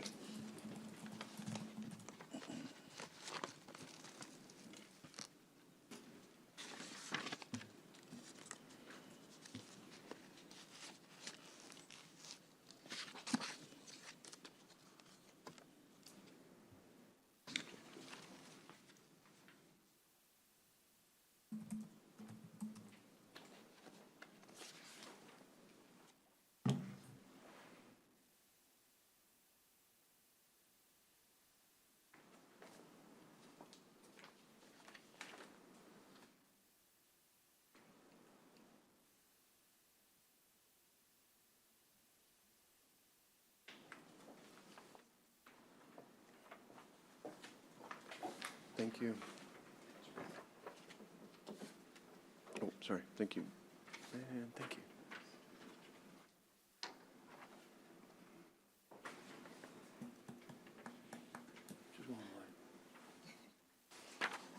I guess I can just say, in the meantime, while we're passing this out, this was brought to our attention in public comment, and we put an agenda item. I know there was a lot of concern on the individual that is in the sheriff's office. There were accusations like they were deciding building codes and permits, and I had meetings afterwards, and Chief Cook, I'm sure, will explain all of this in his comments, that we go by the city's permits are the ones that do that. So we are welcome, open ideas, suggestions to move this forward to better service our community and the safety and welfare and enjoyment of our community. But there were some accusations made about the department that they have no authority over and no say in as well, so.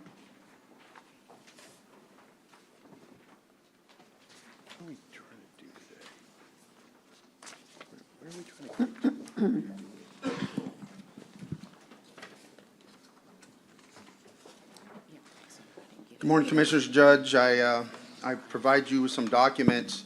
If you'll turn to one document, you'll see at the top of it, it's a list that says permitted game rooms. We have 7 game rooms who have been issued a permit at this time. 3 of those have been raided by the Corpus Christi Police Department for illegal gambling since the permit was issued. 2 of them have since opened back up. That's beyond my control because I cannot pull their permit until they've been convicted of the violation, even if they're under indictment, okay? And you said we have 7 permitted? Yes, if you look at the right list now. I provided you, Okay. there's 1, 2, 3, 4, 7 that have received permits. The next list down below that, you will see game rooms shut down by Nueces County Sheriff's Office. And there are several there, starting from March of 2023 through March of 2024. I have one that we didn't list the date. There was a game room located at 624 and 666. 2 different times it's opened up with different owners, and we've asked them to close, and they've closed. And I drive by there every day going home, so they haven't been back open, fortunately, recently. Most of these game rooms, we have shut down as a part of our warrant. We have warrants that are issued, and we go and we shut some down. We pull the motherboards out of the machines. We take the money out of the machines. We take any money in the scene. We send letters out to the owners that they can come back and claim their money, because we're not attempting to seize their funds under Chapter 59. They have a right to have their money, and they have the right to come back and claim it. However, if they're an owner and they claim the money, of course, if we have an arrest warrant for them, we're going to charge them with the Class A, operating without a game room permit. You'll see underneath the game rooms that have been shut down by Nueces County Sheriff's Office, there have been 33 game room permits that have been applied for. And again, we have 7 that's been issued.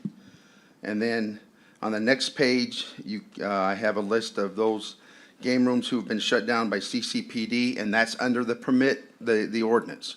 So the ordinance has been very beneficial to us. People wonder, why do we need an ordinance, or why do you even let these game rooms open up if they're going to operate illegally? And the reality situation is the ordinance makes it easier for us to shut them down. So if they open up, they haven't applied for permit, they have not received a permit, then all we have to do is go in and determine that they're operational, and we can shut them down. Otherwise, if there's not an ordinance in place requiring a permit to operate, then it becomes much more difficult. We can still do it, but it becomes much more resource intensive to make those cases, because you have to send undercover officers in to work to play the machines. They have to get paid out. That has to all be documented, get a warrant together, try to determine all the banking institutions, determine who all the owners and operators are within, and then you serve a warrant.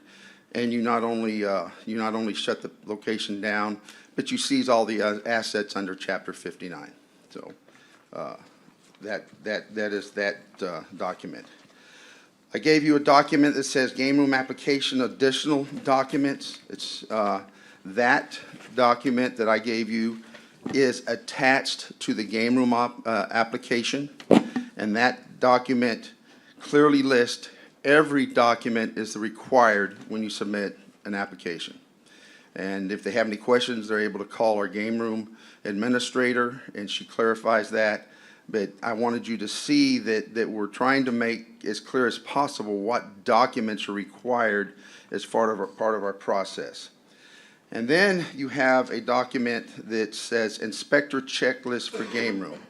What I want to make clear is that the game room administrator, Nueces County Sheriff's Office, we don't try to determine occupancy load. We don't issue certificates of occupancy. We don't issue fire inspections. We don't conduct fire inspections. We don't conduct certificates authorizing somebody to operate because they passed their fire inspection. These are all things that are conducted within the various jurisdictions, whether it be the city of Corpus Christi, the city of Bishop, the city of Robstown. If they require a certificate of occupancy for their businesses, then we require a copy of it. If they require a fire inspection, then we require a copy of it. So we're not going in and inspecting and making decisions on whether your building can be occupied or not. The jurisdiction in which you exist is what makes that, who makes that determination. However, we require that those certifications be provided to us for proof that you can occupy that, or that you can occupy that building. Now, the inspector checklist is what we actually look at when we go and when we inspect a game room. We look at the signage, We look at, determine if you have the name tags you're supposed to have on your employees. We check the doors. For example, a game room shall not use electronic locks to prevent entry during business hours. A game room shall have the number of exits required by a fire safety inspection, which we do not conduct. We have, there is a requirement that you have windows on two different sides of the building.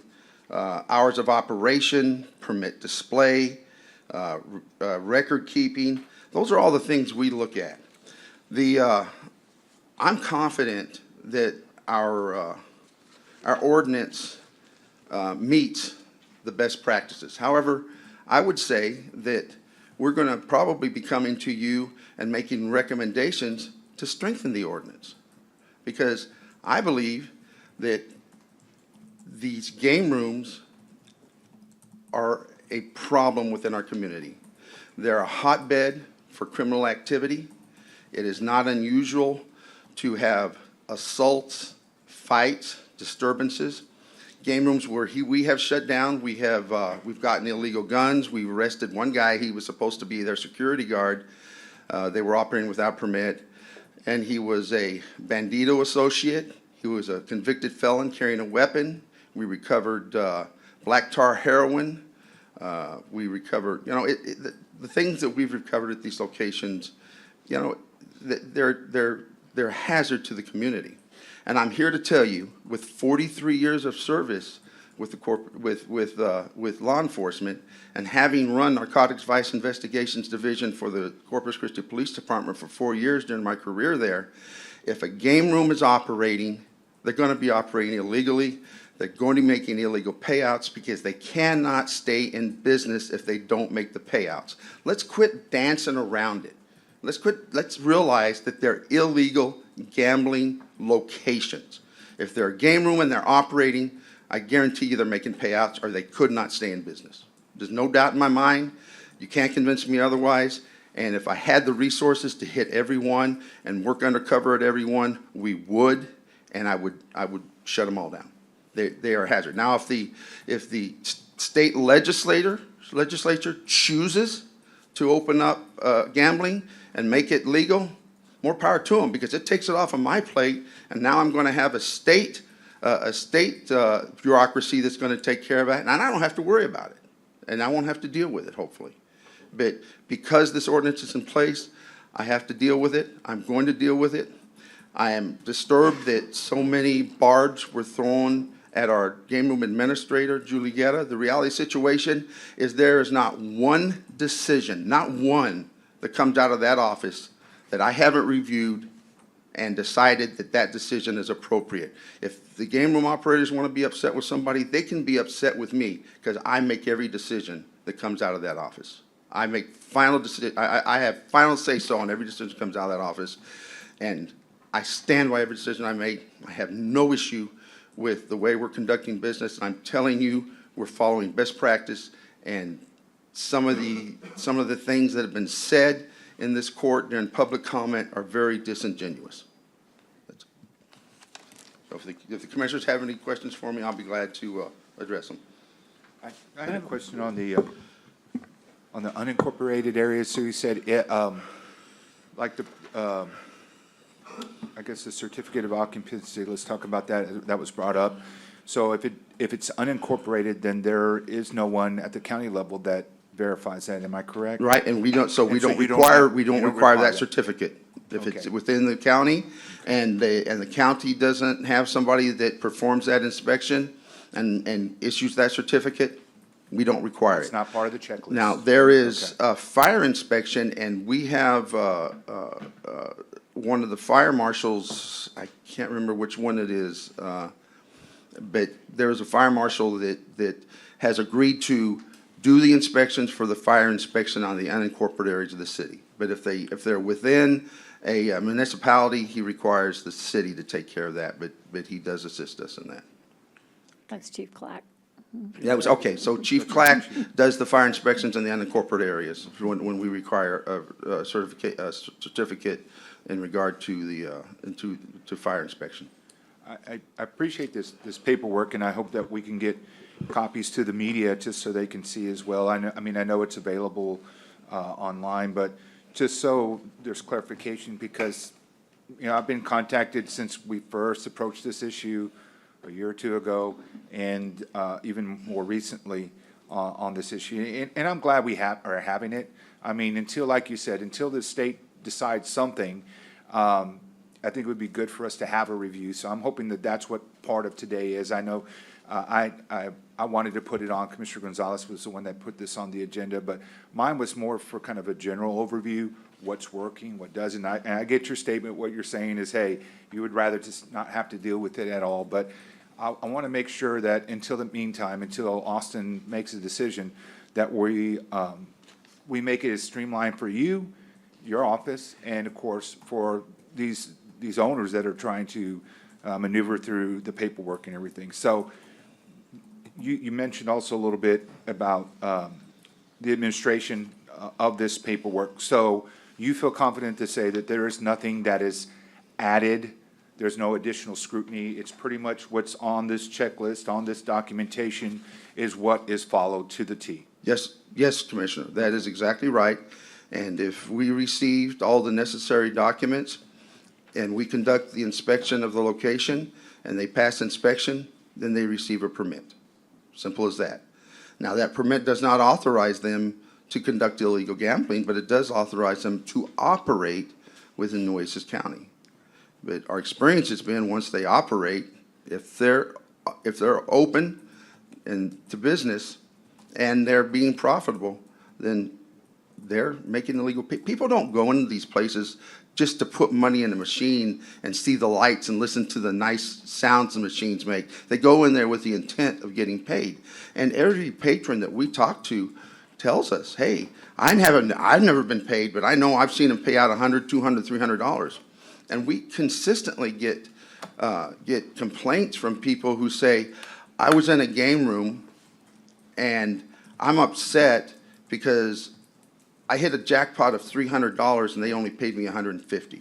And I want you to go and get my other $150. And that'll happen. They get upset about that. The reality situation is these game rooms, whether they're operating with a permit or without a permit, they're making illegal payouts. But I can't shut them down for the illegal gambling unless I work the undercover portion of it, which we are not presently doing, but CCPD is, Robstown is, Bishop is, so. And I want to listen to what my colleagues, what the rest of the court has to say. There may be more comment from the public as we work through this issue. I would like to throw out, my push was going to be to establish a community committee to review this on an annual basis until or unless this is addressed by the legislature. I think that would help. Obviously, with y'all's input in there, and then maybe some representatives from the community, maybe one representative from each part of the county, and then the judge gets an appointment too, to be able to kind of dive into this for it. I mean, you see that with so many other committees or boards that we have, or at the city levels as well. And so that would be my recommendation, but I will wait to hear what the rest of the court has to say on this issue, if they even want to continue to pursue with this. But I guess I will also want to ask Ms. Dorsey, as I close my comments, is this something that we as a county can defer to the city level, or is this like something that we are obligated or required to take on as far as like the permitting part? The statute gives the counties the ability to establish these ordinances. I do not believe that the city has the same statutory, but I don't know, they could. They don't. They don't. They don't. That's They do not. That's So why, it's ours. that's why we did it, that's why we brought it forward, and that's why you as a commissioners court passed it unanimously when we brought it forth and you decided to put it in place. That's why we took it. Thank you, Chief. I would like to address one other Chief, thing. I have a- I'm sorry, Commissioner, I didn't mean to cut It's you off, I okay. apologize. I've just got maybe a couple of questions. Game rooms shut down by Nueces County. Those game rooms, I guess, are in violation of something, right? That's why they were shut down. They didn't have they didn't have a permit. So every game room that we have shut down, Lack of a permit. were shut down for not having a permit. Okay, and then the bottom says 33 game rooms have applied for a permit Right, So how many, and only 7 have been given permit? that's correct. Is that because they don't meet this, they don't They, provide they, all? they don't meet the standard, we don't get the necessary documents, they don't pass inspection.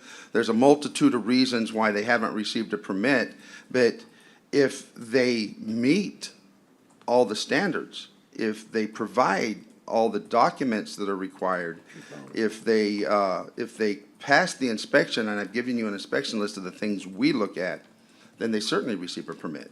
Because I'm not concerned whether they're gonna operate illegally as far as illegal gambling. I'm only concerned, do they meet the requirements to receive the permit? And that's both in city and outside the city? Yes, yes, Commissioner, it doesn't matter. Anywhere within Nueces County, whether it's in the municipality or it's in the unincorporated area. And how about security? Are they required to have 1 or 2 security? If you have a permit, the permit requires you to have an armed security guard. It can either be a peace officer, or it can be, but if it's not a peace officer, it has to be a licensed security officer authorized to carry a weapon. And the process also requires, as part of your having a permit, that you use a wand to check your customers for weapons before they enter your premises. Thank you very much, Chief, appreciate it. You wanted to say something I before I wanted to address the issue of the distancing. To say that you cannot have a game room in the city limits, and it's all gonna be pushed out to the unincorporated areas if it can't be within 1,500 feet of a school or a church of a neighborhood, that's not true. That's not true. But I will tell you that every game room we've shut down that's been close to a neighborhood, I've had people, neighbors who live in that area approach me and thank us for shutting down that game room because it was causing issues within their community. But that wasn't the reason they were shut down, because they No, had a not- permit it to wasn't- begin with. They didn't have any permit. Now, they may not have received a permit because of the distancing. They may apply, but they didn't, they were shut down because they didn't have a permit. And the reason they may not have had a permit is because they were too close to a neighborhood, a church, and you know what? If they all get pushed out to the unincorporated areas, what's the big deal? They can still get a permit and they can still operate, because I can assure you, everybody that likes to gamble is gonna drive out to the unincorporated areas to these game rooms. I don't see why it's an issue.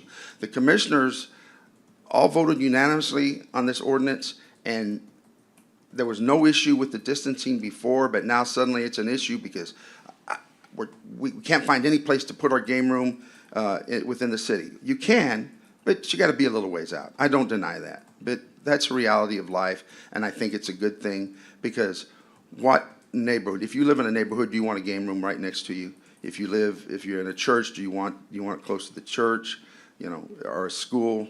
No, and citizens have said that implicitly on numerous occasions to us as we shut down these different game rooms. Any other questions, commissioners? Excuse me, Chief. If game rooms go to the incorporated areas, do they still need to follow the same fire codes? If they're in an unincorporated area, Commissioner, is that what you're asking? Yes. If the county requires a fire inspection for a business, then they have to meet whatever standard the county requires. And then we have Chief Clack, who will conduct those inspections in the unincorporated areas for these people who are applying for the various permits. Remember Chief Clark volunteering. Thank you very much. Yes, sir. Thank you for being here. We appreciate the clarification. So, Judge. Go ahead, sorry. Yeah, I mean, like I said, for me, I'd at the least, and I mean, if there's anyone of us here that needs to speak or wants to speak, speak now. I mean, because it seems like our review of this is over. But as I mentioned, with this or any other item that we regulate or permit in the county, I feel we should have an oversight group, right, just to review it. Now, we're hearing from law enforcement, from the man who's ultimately responsible on behalf of the sheriff and the county to review these permits, his office, his staff. But is this something that we should be reviewing on a regular basis to have input? Because, I mean, is it going well enough, right? I mean, I think that that was always the intent that we talked about originally, was to be able to come back. We even said that, Commissioner Gonzalez, I think, mentioned it. I know I kind of alluded to that 2 weeks ago at our last meeting, to have that opportunity to review and to say, hey, for now, this is the best way to do it, and confirm that, or do we not need to convey a group like that? I mean, if we do, then I would like to push the issue of having a committee that can come back with some recommendations to improve this. If not, then so be it. But I would like to hear the court's thoughts, or I'll put a motion on that. But I don't want to complicate this, but I also want to make sure that if your recommendation, Chief, you know, hey, maybe it's just only unincorporated. Well, maybe that's something that, you know, an ad hoc committee that the judge could form, and maybe each of us could appoint someone to represent our areas of the precinct or the county. Then they can look into this for a short period of time and then be done with it, give some feedback to you, and maybe a report back to the court. But that's my thinking on this. And I see your point, Commissioner, but I think what we got today, the paperwork, is really, really clear, explanatory. I don't think, if we're not going to change anything, why meet? I mean, all we're doing is inviting people to come in and tell us something. We can't change it, so they're going to get mad. So I think that if we can ask you to give us a report every year. How is it going? You know, what are we doing? And I think that's all we really need. I mean, I don't think a committee. Commissioner, we'll be coming to you. I have recommendations on some minor changes to this ordinance, having had discussion with the county attorney's office, and we would like to look at some things and bring it to the attention of the Commissioner's Court and address those things. And when we do that and bring it forth, of course, again, there's going to be additional discussion from the community, and I welcome discussion from the community. There are service, you know, we provide customer service, and so I have no problem listening to what they have to say, but my experience as a law enforcement officer tells me that unless the legislature, the state legislature, is willing to legalize these and really get a handle on them, we're going to continue to have these problems and these issues. And of course, it's up to the Commissioner's Court. Whatever the Commissioner's Court desires through the ordinance is what we're going to do, and I respect that. My last question, Chief, since it was brought up, I guess I don't know who brought it up, but the distance between the bars and residency, is it 250, 400, 500, 1,500? I'd have to check the government code but our ordinance is 1,500 feet, and I think it's served us well, and I don't see a problem with it. I like it, and I think the citizens like it. I mean, we have certain citizens here that think that feel like we ought to make it closer, as I mentioned before, maybe build a high privacy fence to separate them from whatever community they're close to. That's all something that the Commissioner's Court could do. They could change. But we wouldn't have the authority to extend the distance from a bar from where it is now, right? No, because I think that's mandated by the state.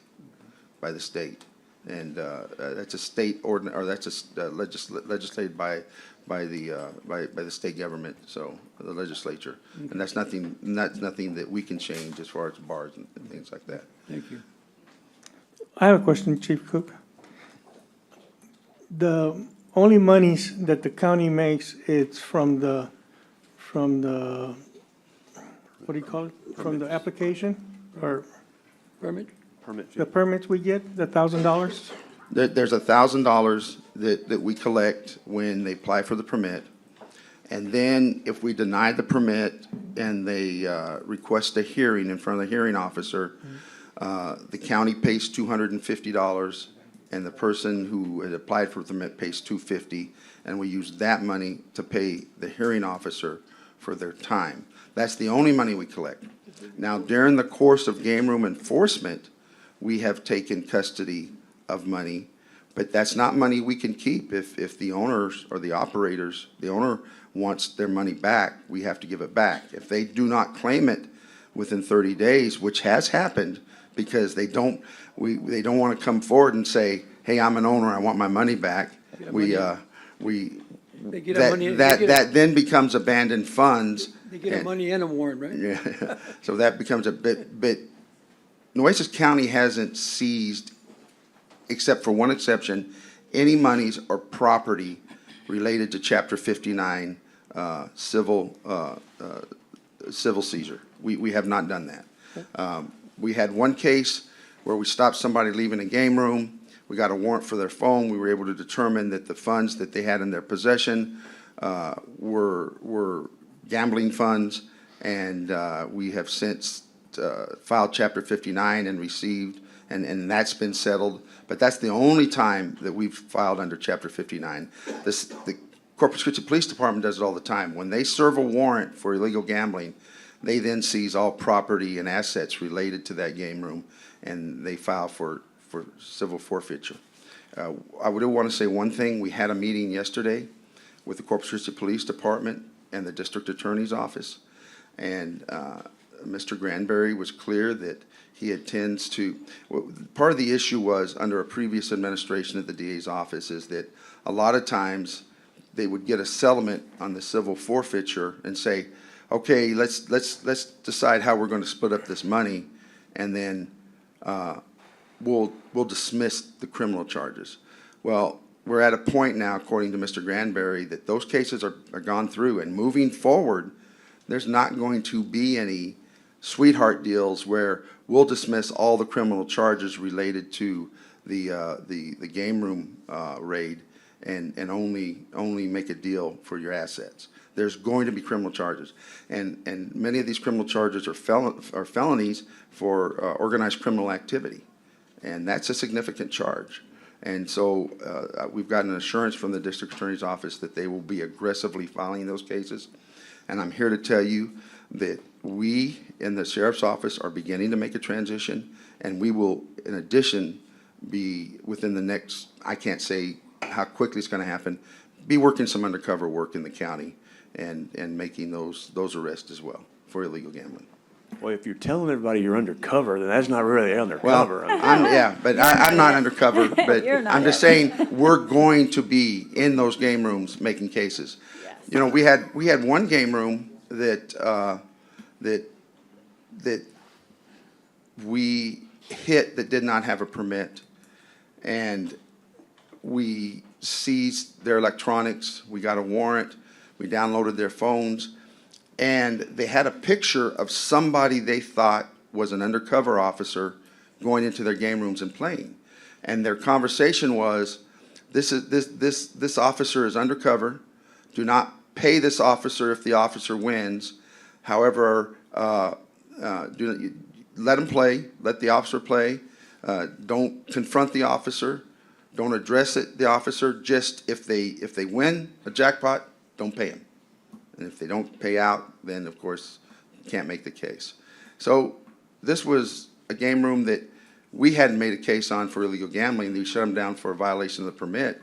But clearly, they've been making illegal payouts based on their communications, on their electronic devices.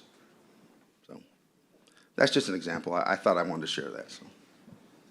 Thank you. I appreciate that.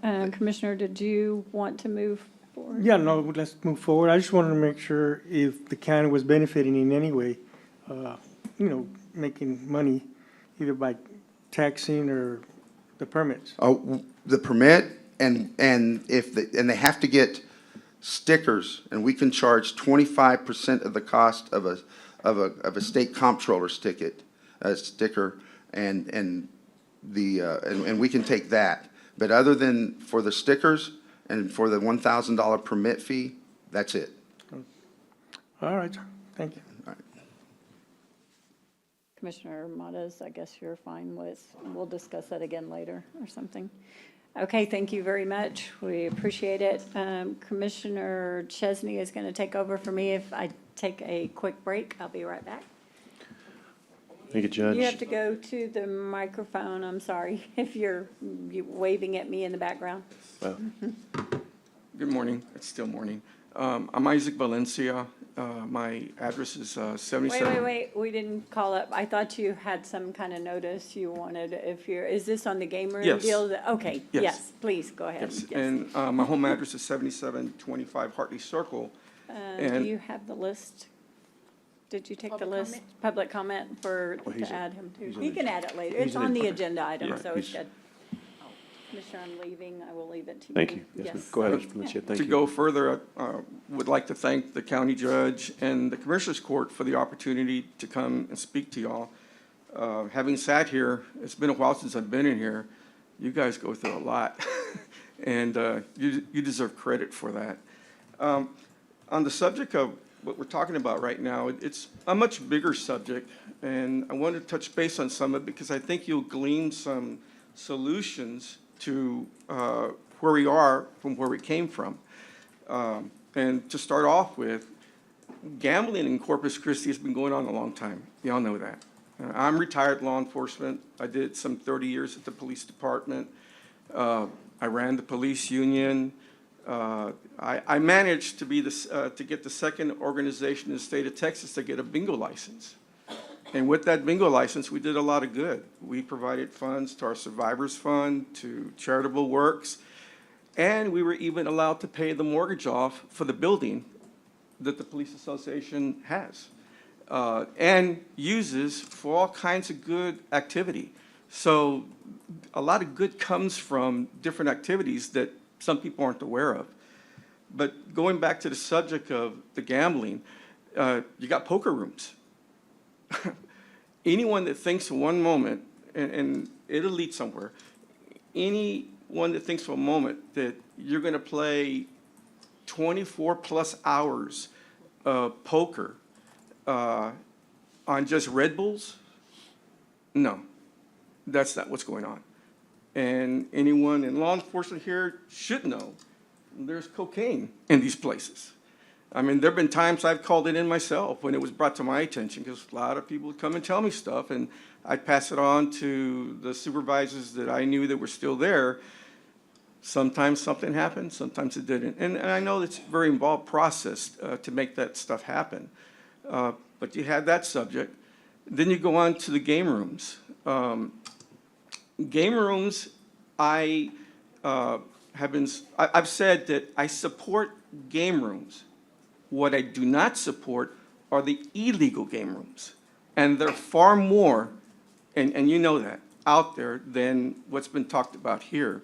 And that gives the bad rep, because there's no controls there. No one's watching anything. They're not watching the people with the money. They're not watching the things that are going on in there. And that's where you have your shootings, and it goes on from there. Then you have bingo. Bingo's been around for over 70 years here in our county, over 70 years. It was in 1981, I believe it was House Representative Lloyd Criss and our state senator, passed away, God rest his soul, Truon, that shepherded the bill and made it happen. Before that, there was no regulation, but it worked. It worked because you had good people, you had good organizations, you had the churches, the VFWs, they put it all to good work. Then in 81, it was codified and it even got better. It wasn't until, I believe, 93, when the Lottery Commission was established, that the bingo moved into a different supervision. Prior to that, it was supervised by the TABC. TABC regulated bingo in the state of Texas from 81 until the Lottery Commission bingo division took over. Now, the bingo division started a year later, because first you enacted the Lottery Commission, they in turn set up the bingo division, and it started to regulate bingo, and we went forward from there.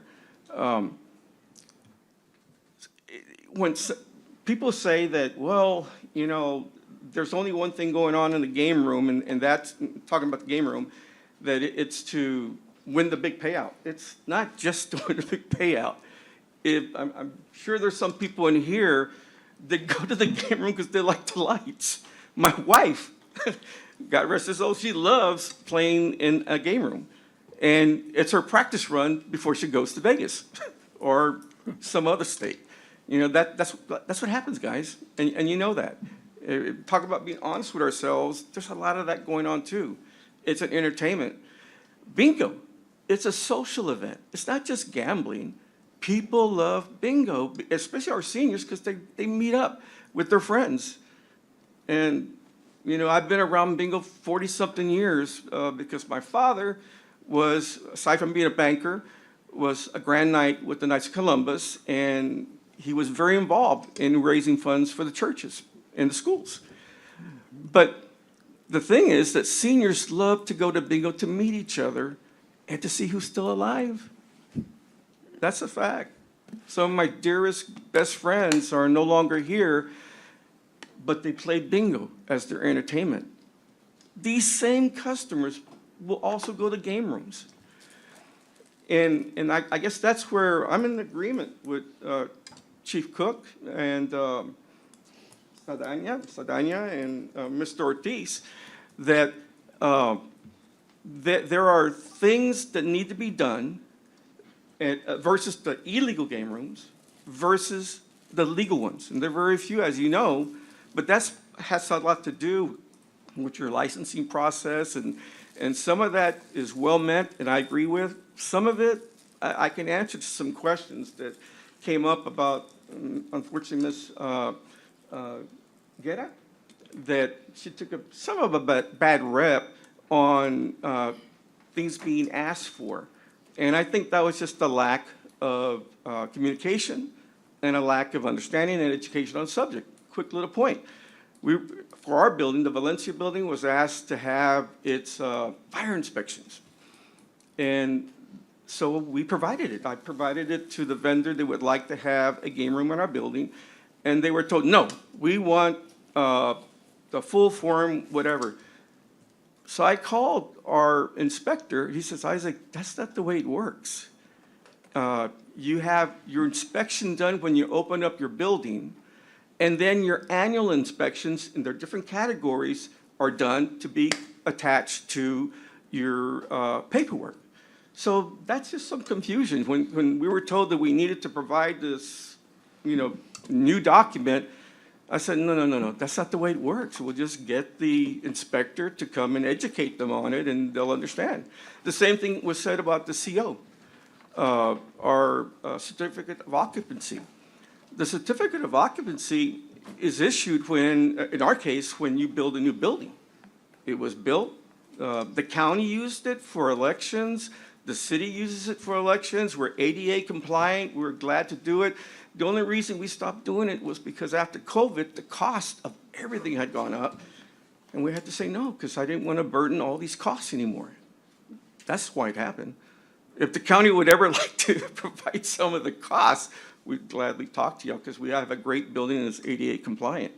So again, there's been some confusion in the communication as to what's needed, what's not needed. But I'll tell you what, the vendor that wants to have the game room in our building brought me the, I guess, a deficiency list. And there are so many items on it that were deficient, but when we got the information to them, it was all eliminated, and we're down to basically, I believe, one item, which is a fair item on the subject of the distancing. And that's a separate matter I'd like to talk about at the right time. But again, you can see where a lot of the confusion was what it was. It wasn't so much a person. My father always said, remove the personalities, just stick to business, and you get things done. And, I had no problem with Ms. Guerra. And I told Cook, too, who I worked with. He was my training instructor when I came out of the police department in Better Health. I think the time is about to run out, and we appreciate it very much. I strongly suggest you getting maybe with the both of them if you have some suggestions. Yes. Well, we talked, and it has to do with the distancing. And I'm Very referring. quickly, very Yes, quickly. I'm referring to the grandfathering part of it. The Valencia building was built in 2012. It's ADA compliant. It was designed for entertainment, events, video lottery terminals. That's another subject that I can come back and tell you about, you'd like to know about, because it is the future coming down the road. We're cutting you short. If you've got distance, you better stick with it. And then also, we've been approved for licenses with TABC, and we've been submitted and passed the public review. We've accomplished everything. We even had game rooms in the building in 2019, 2021, and 22, and 23.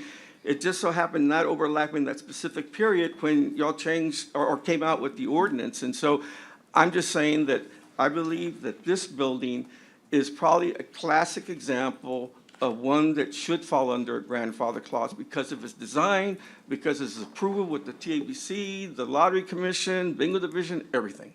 Okay. So again, thank you very much, and I'm available for any questions if you ever need them. Thank you. Mr. Tunches, you have short comments, please. 3 minutes. I know our discussion on this. Thank try to you. make it quick. Yes, I appreciate it. Eric Tunches, 4437 Kirkwood. Just wanted to come by and tell you guys, thank you for putting this on the agenda and actually having a good discussion. A lot of information's come out from the Nueces County Sheriff's Office, and obviously, I don't see too many game room operators here, right?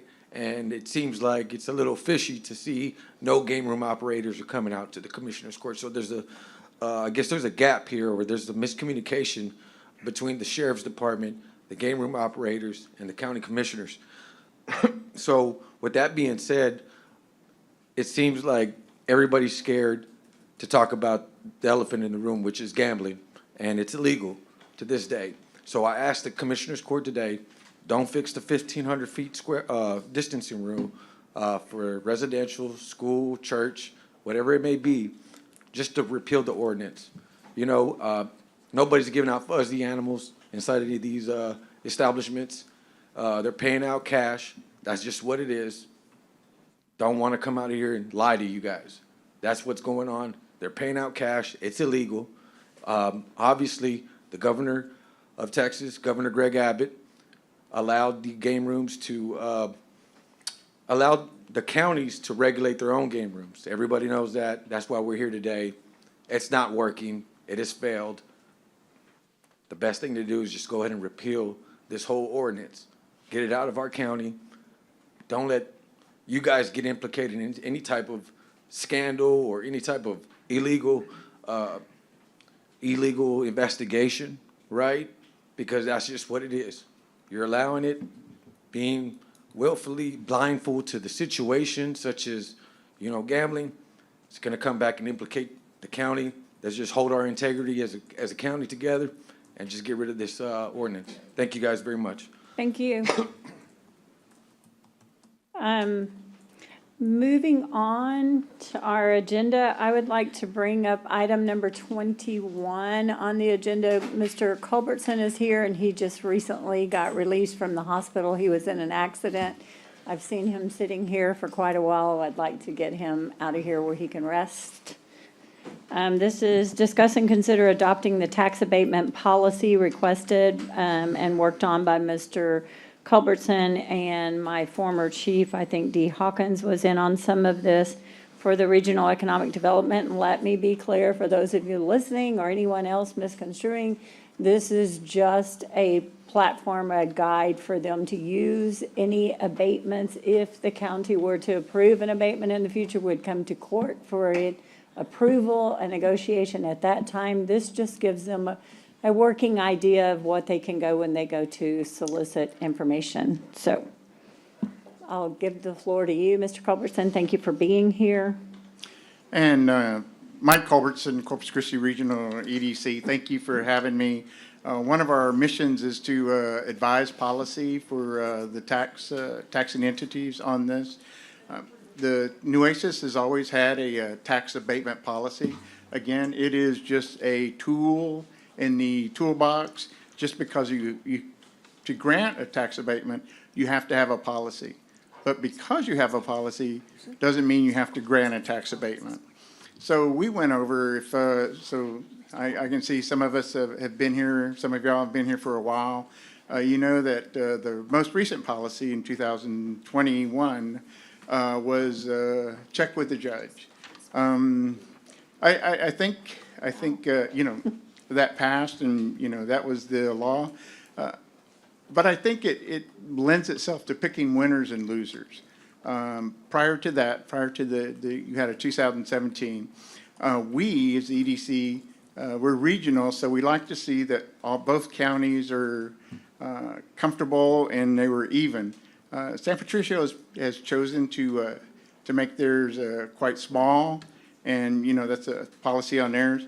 But before the most recent one, in 2021, you had a normal one. And when I say normal, they come in, if based on investment and jobs is where they will get their percentages.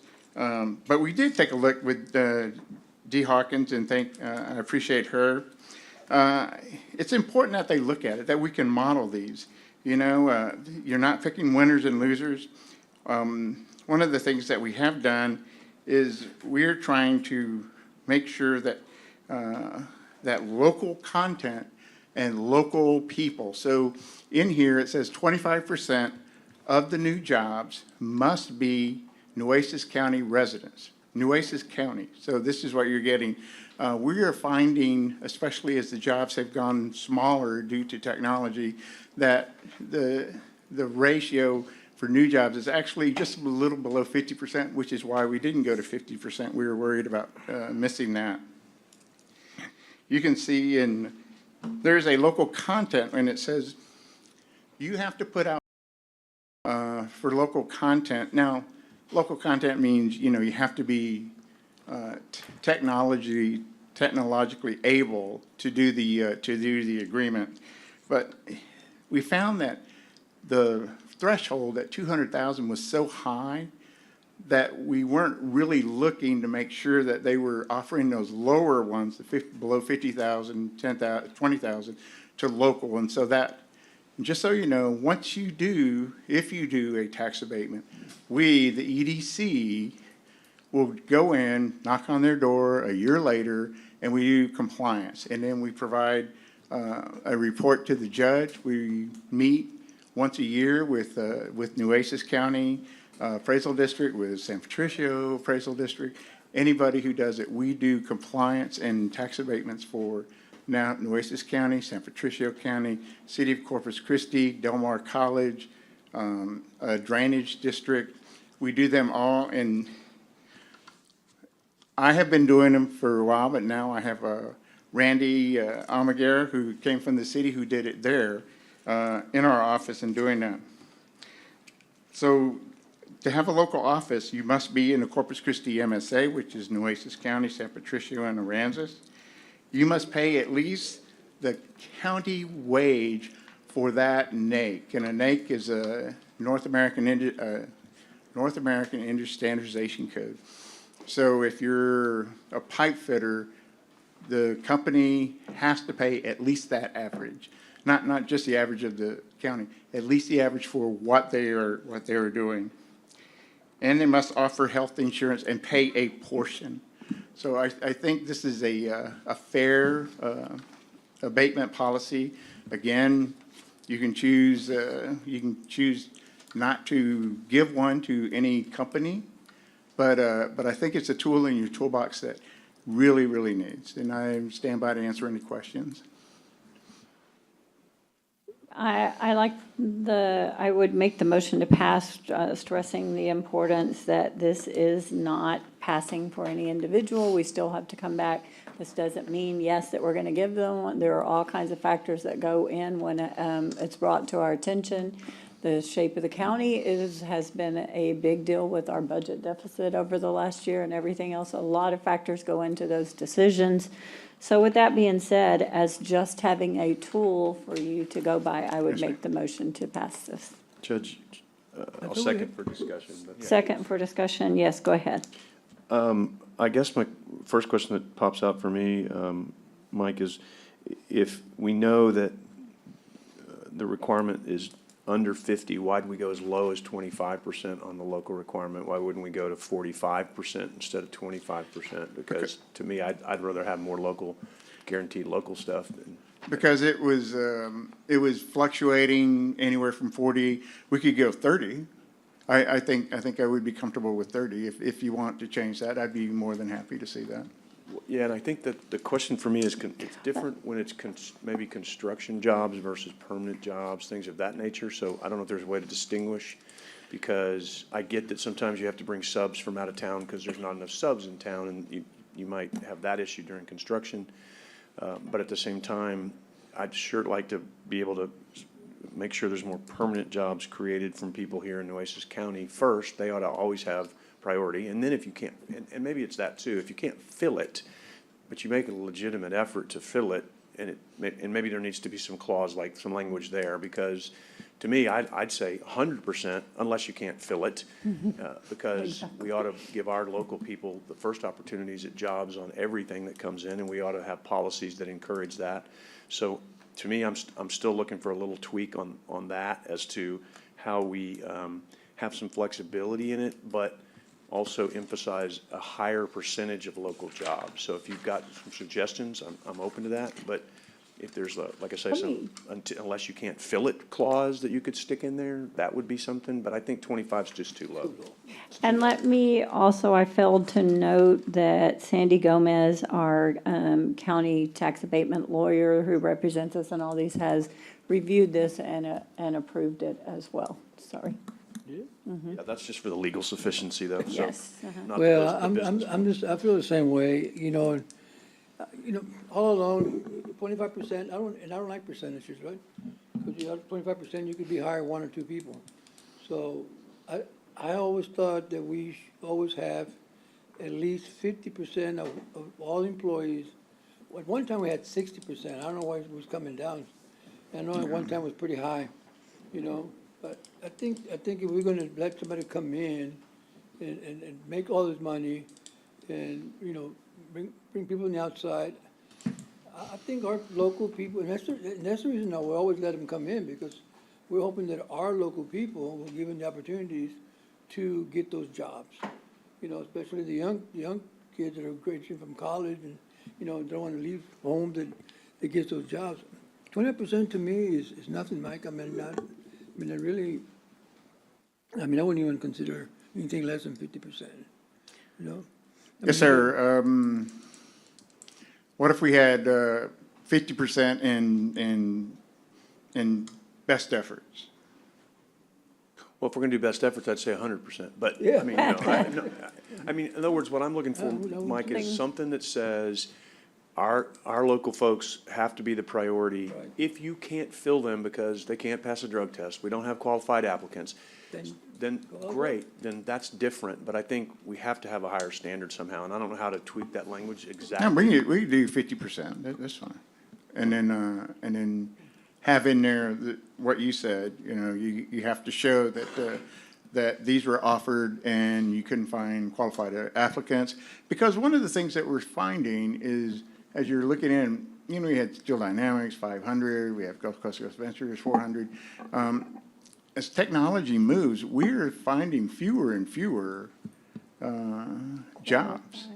So, and these become more and more technical to the point where there's very few that do not require a certification after high school. So, we would certainly be open, in support of a 50% and have a clause that says, and you can make the motion to amend it right now, so we can just get it over and say, you have to show that these were offered, and If it's negotiable, then the higher number is better. Yes, ma'am. If it's, at least you gave it a good faith effort to try. 75% sounds good in best efforts, to me. 75 in best efforts. okay.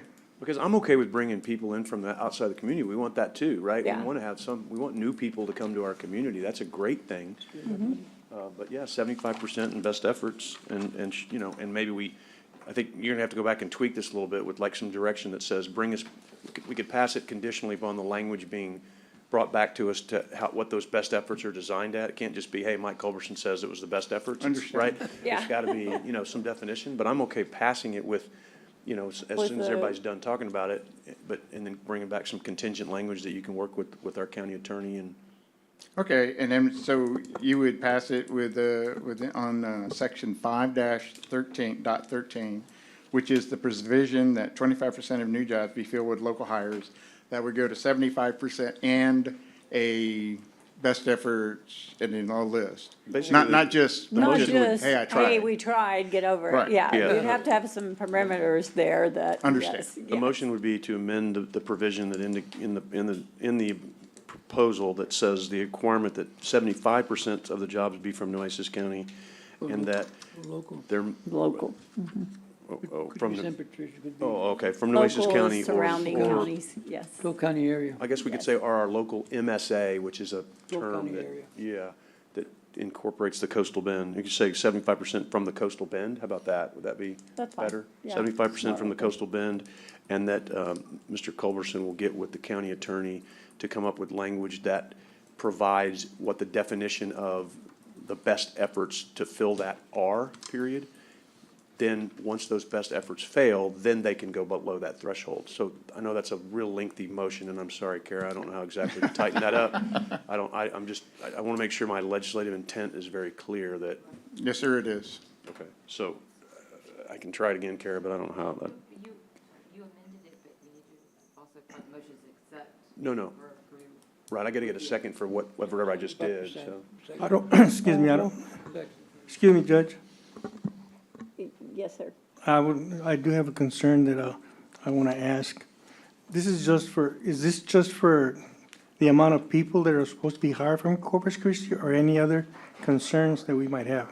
This is, the motion right now is to amend it with the local Yeah, surrounding. I know what the motion, what I'm asking, is there anything you can put in there so we won't have the same problem we've had with Avina, where these companies that come in that are ammonias or any other type of chemical, where they can go and put their refineries or their factories at, and not surrounding county properties where people are real close to those factories or refineries.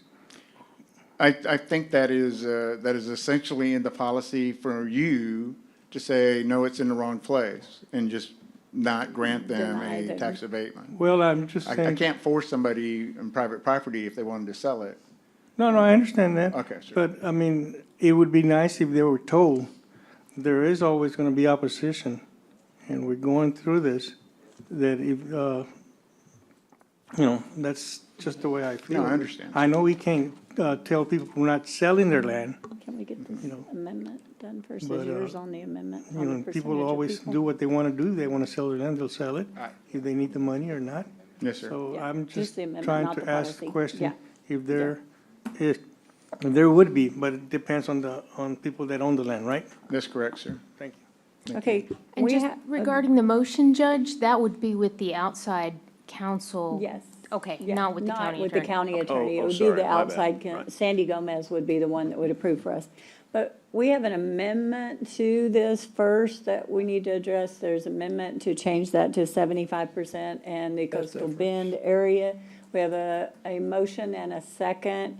If I could get a vote on acceptance of the amendment to Right, this and first. I've got a couple other comments Can on you the whole. repeat that? And I haven't Yeah. even commented yet either, Yes, so. it was like we went So off can on we several different directions. Can we clarify on what the motion is right now? Yes, sir. So the motion would be to amend the 25%, the clause that says 25% of the jobs be from Nueces County to say that 75% of the jobs be from the coastal bend, and that if it falls below the 75%, then there has to be specific best efforts language brought back to the court and agreed to on what that standard is.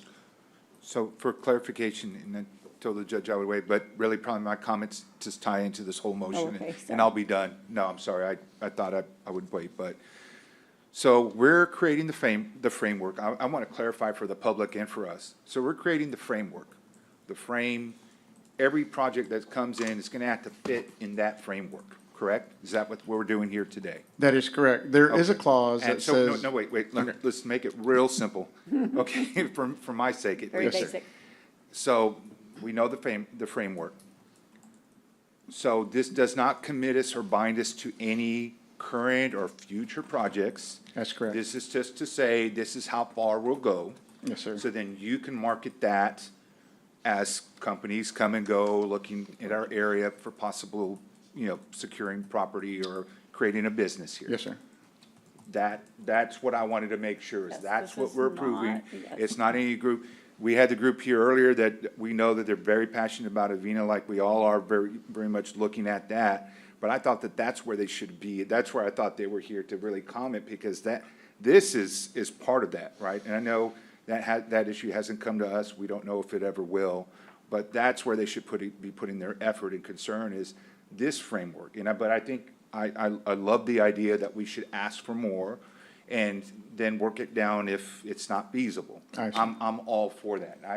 I would even support up to 100%, but I think 75 is a good point to start. And then if we have to work it down, then yes, we'll do it on a case-by-case basis. But that's what I wanted to clarify, was this is the framework. This is a tool now to go out. We're not approving anything by this action, just the policy itself. So Okay. with that, I can support it, and thank you Okay. for letting me jump in, Commissioner. So we have a motion and a second to amend the policy in front of us to increase that number. Commissioner Chesney made the motion, Commissioner Gonzalez seconded it. All in favor of accepting the amendment to the policy, say aye. Aye. Aye. Aye. Any opposed? Same sign. The amendment passes. Now we're going back to, 5.13, yeah.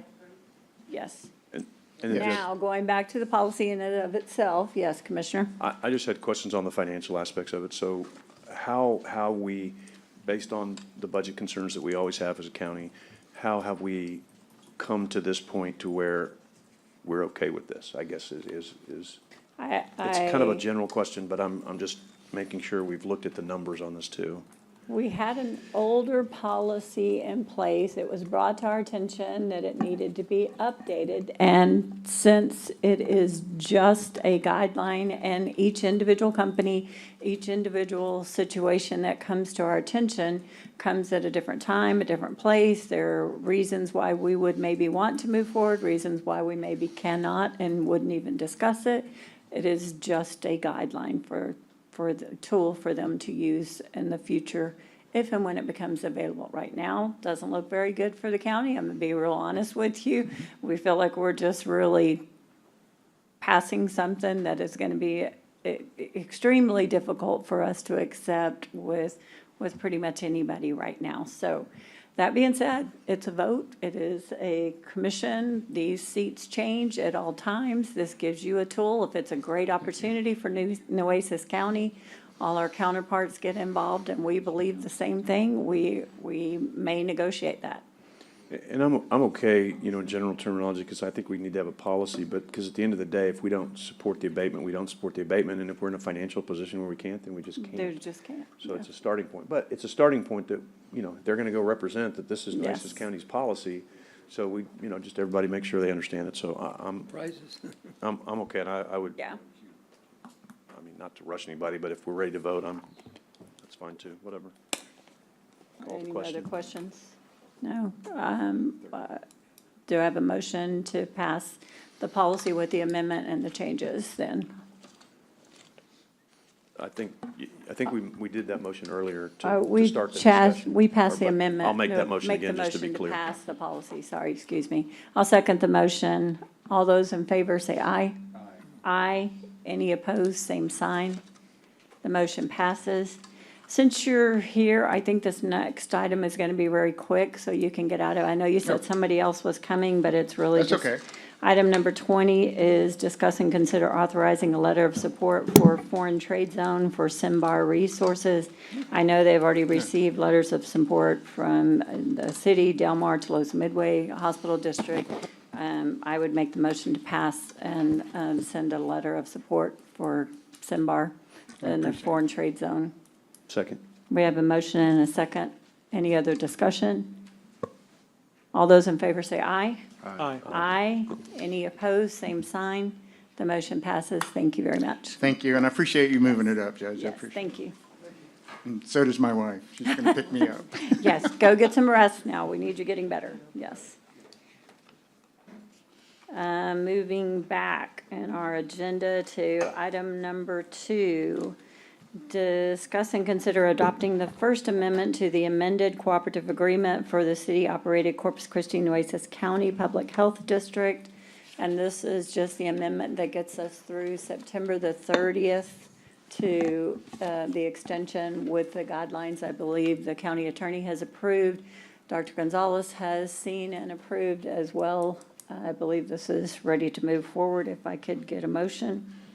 So moved. We have a Second. motion and a second. Any other discussion? All those in favor say aye. Aye. Any opposed, same sign. The motion passes.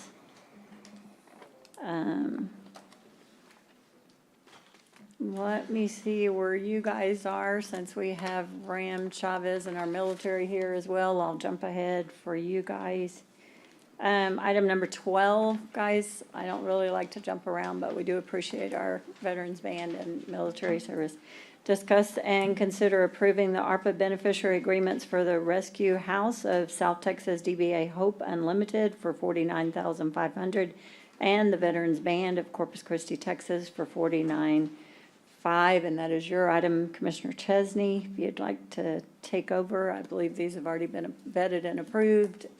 Yes, ma'am, Judge, that's correct. These were items that the court has previously approved for me to allocate Precinct 4 funds to these two organizations, and the court unanimously supported those two organizations as well, and certainly wanted to get that done. We had some paperwork that had to be done, and I think we've finally gotten our way through this.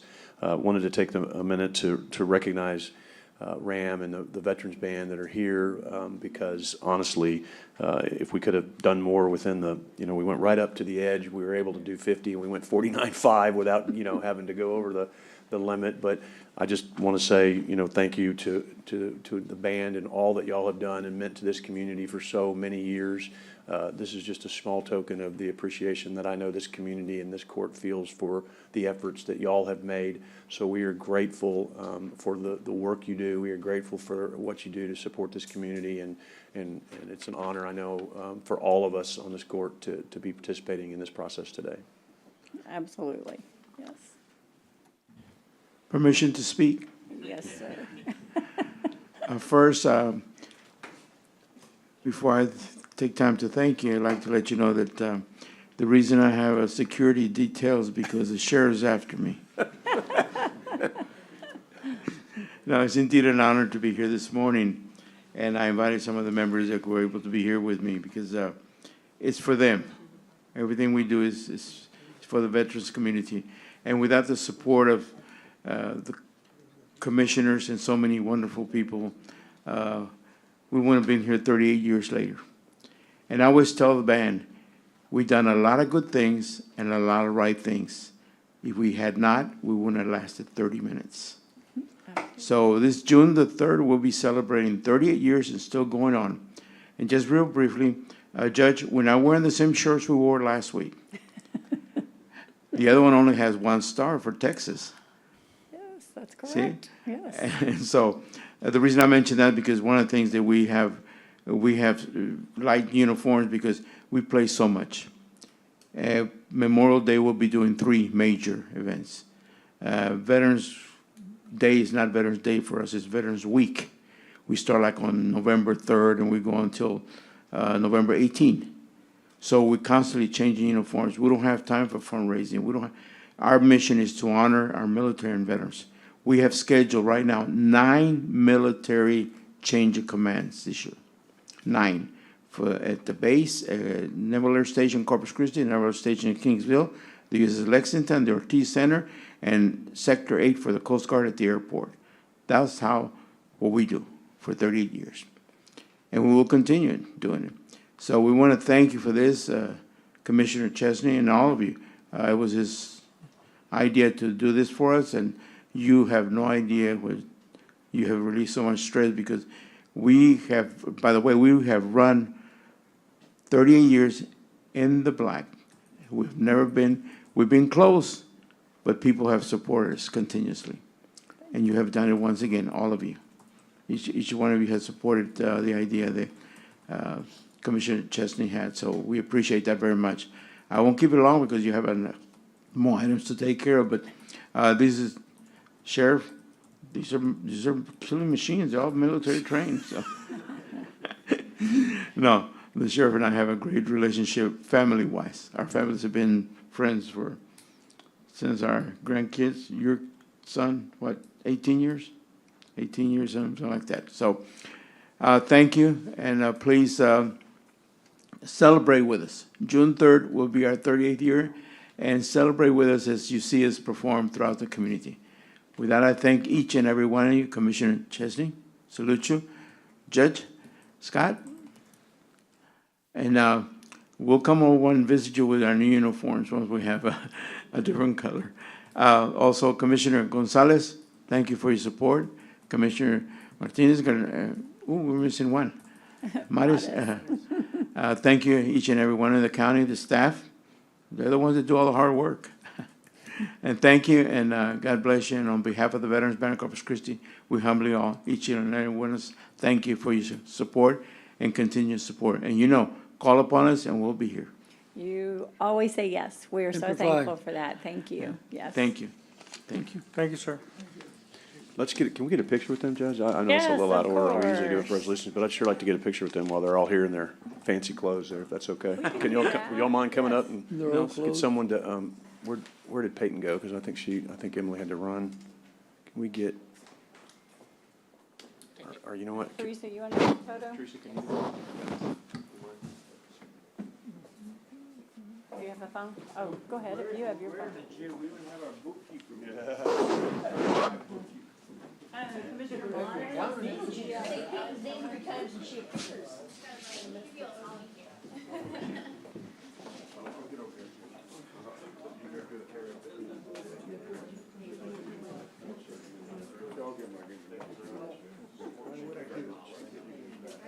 Joven Martínez tenía un nombre.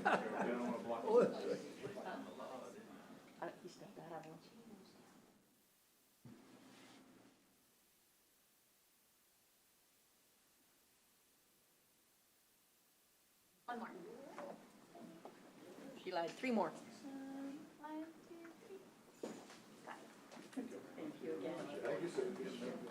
Thank you, sir.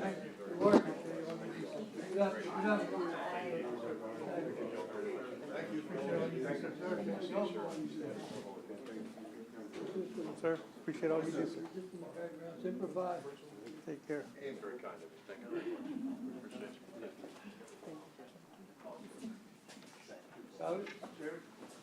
See you, Rand.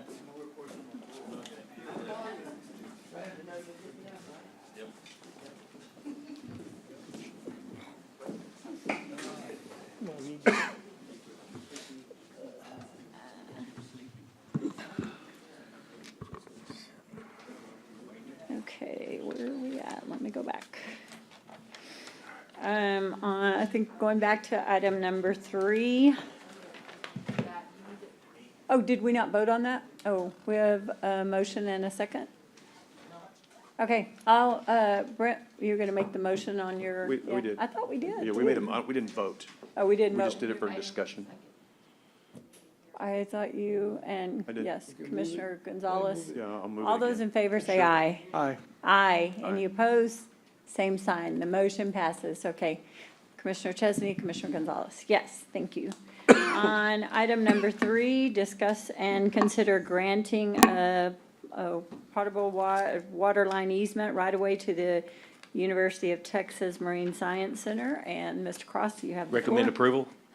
I'll So moved, Judge. second. Any other discussion? All those in favor say aye. Aye. Aye. Any opposed? Same sign. The motion passes.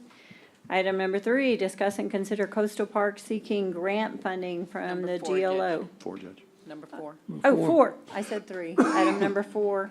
I said the right thing, just the wrong number. Okay, item number 4, discuss and consider Coastal Park seeking grant funding from the GLO Coastal Management Program to assist with cost Okay, I want to give you a little background on this because I think it's important for you to know.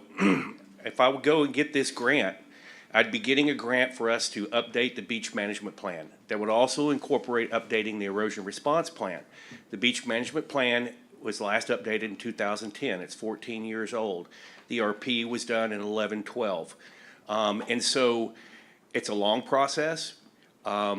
I just wanted to see how the court felt about this because it's gonna open up Pandora's box. There's gonna be a lot of pros and cons that come with this, public meetings about, you know, people wanting to add stuff to the beach management plan, people wanting to take stuff back. You're gonna have people that old permeable paver issue we dealt with, Judge and Commissioner, that's probably gonna be something that comes up. There are those outliers that are out there, and the process will take about a year once it's started. And so I don't want to go after the funding to do this unless you are ready to go there, because it's going to end up, and it could be supportive, it could be controversial, folks coming to court when we have public meetings about this process, because it is a full public process. We'll have to have some public meetings outside of court. We'll have to do a bunch of that kind of stuff. So the GLO does support it. The city does support it. I talked to them about it, about working with us, but it's just a matter of whether y'all really want me to go there right now. You brought this to us, so do you want to do this? I don't have a problem doing it, because if I get the money, Yeah, it's like, it sounds like, well, if I get the money, then we'll hire a consultant to do all the heavy lifting. I just, you know, I know Commissioner Chesney, you're gonna get bombarded with some calls, you know, they may be good, I just can't tell you. And you as well, Judge, you've dealt with some of these doing permit issues that I've had to get resolved. So anyhow, I just wanted to make y'all clear about that. I can work my tail end off and go get us some grant money to cover the cost, and we pay a consultant. I just wanted to know what y'all are headed for once we open this up for public involvement. Scott, we get slammed for stuff that's not even our involvement, so I wouldn't have a problem opening this up for public scrutiny. I mean, that's my opinion. Thought I'd throw that out there, though. Okay. Yeah, I guess the question is, I get that there's always grant money out there. Is this something you think is needed? Needed, yes. Yeah, the beach management plan. Just because there's free money doesn't mean we need to go get it. No, but it does need to be updated. There's just some grammatical, it's not very well put together. And the last time they updated it, to be honest with you, in 2010, it was a half-hearted attempt. It really needs professional updating, you know. Well, grammatical's one thing. Updating from what you're talking about is different. Well, And grammatical, you could go. Yeah, there are different rules in there. Like, for instance, here's an example. They talk about driving on the beaches in one-way direction. Well, we know that's not true. It's two-way. And we need to look at, it's also going to entail looking at the beach parking sticker, which has been $12 for over 15 years now. And so those are the kind of benefits that will come out of this, as well as looking at, you know, me as a public entity, you know, I should be able to, you know, request variances to the Texas Administrative Code for when I'm maintaining public facilities on the beach, in the dunes, behind the dunes, because I'm providing those for the public, you know. And so we need to look at how we can fix some of that, so I have a little more flexibility, because a lot of these private industries or hotels or private homeowners, you know, when they've got something that happens after a storm, they get out there and they can go fix it. Me, I've got to go find the money. You know, so I can't always fit within the timelines that the state may put on us from which to make needed repairs after a storm. So there's some things like that that would benefit the public if we go through there and update this. And does your board support this? Yeah. Okay. But actually, and this will also involve BMAC, Beach Management Advisory Committee. You know, it's going to involve their involvement, and so I can't tell you what to expect there. I don't know what to expect there half the time myself. But if you're okay, I'm going to go for it. yeah, we have a motion for you to go forward and seek the funding. I'll second that motion. Okay. And all those in favor say aye. Aye. Aye. Any opposed, same sign. Thank you. Motion passes. Thank you.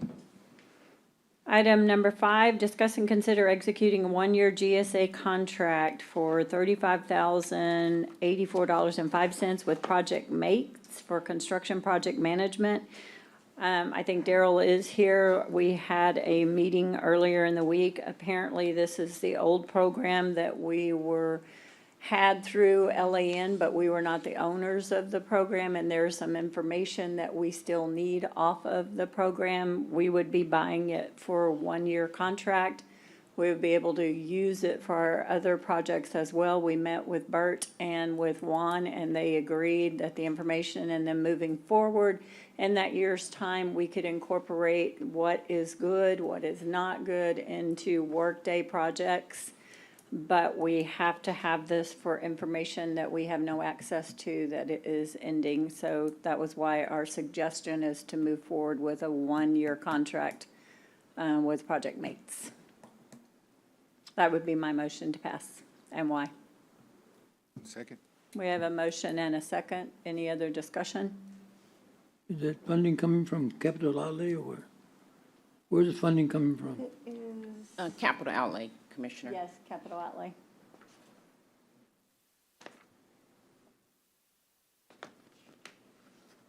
We have a motion and a second then. If there's no other discussion, all those in favor say aye. Aye. Aye. Any opposed, same sign. The motion passes. Thank you for being here, Darrell. Sorry. Item number 6, discuss and consider authorizing execution of an interlocal agreement between the RTA and Nueces County, providing for our 2024 street improvement program funding. We did get our money for our program for last year. This is for 2024. And I would make the motion to pass. The calculations are done by Teresa. Second. We have a motion and a second. Any other discussion? All those in favor say aye. Aye. Aye. Any opposed, same sign. The motion passes. Item number 7, discuss and consider selection of ICE engineers for engineering services under the master service contract. This is for Hazel Baysmar Drainage Project. I make the motion to pass. Where was the funds on this coming from? I just didn't know. It's on there. Doesn't It's it coming go from on- the ARPA It Parks says project. ARPA. Oh, this is one Parks out of money. Edwards? Yes. Not Edward- Okay. Yes. I just didn't, that wasn't clear Yes. to me. That's fine. It's on the bottom, yes. Okay. I make the motion to pass. Second. We have a motion and a second. All those in favor say aye. Aye. Aye. Any opposed, same sign. The motion passes. Another one of yours, Edward, discuss and consider authorizing number 8 and approving the selection of Levy Dykema, sorry, for Oscar Ortiz Park additions and renovations. This is the selection, a conditional selection, I guess. No, It's this just is selection so- only, not, yes, So we can begin yes. the design work, so. And this is again under where? your ARPA projects too as well? Yes. Yes. So we'll be coming back next court for the work authorizations. The work author, that's what I was looking for, the word for the work. Where we need here, yes, okay, thank you. I'll make the motion to pass. We have a motion and a second. All those in favor say aye. Aye. Aye. Any opposed, same sign. The motion passes. Thank you very much. On item number 9, discuss and consider authorizing and approving execution of agreement with Musco Lighting under the Buy-Board Cooperative Agreement for the purchasing of lighting at Banquetti Park. Is this one yours? It's mine. Oh, sorry. Yes, Commissioner Hernandez, yes. Uh-huh. This is actually some of that, the trade-off CO funding that we had, Judge. Oh, when we took your money, this is coming from the COs then, but that's from the trade-off then. I'll make the motion to pass. Second. We have a motion and second. Any other discussion? All those in favor say aye. Aye. Aye. Aye. Any opposed? Same sign. The motion passes.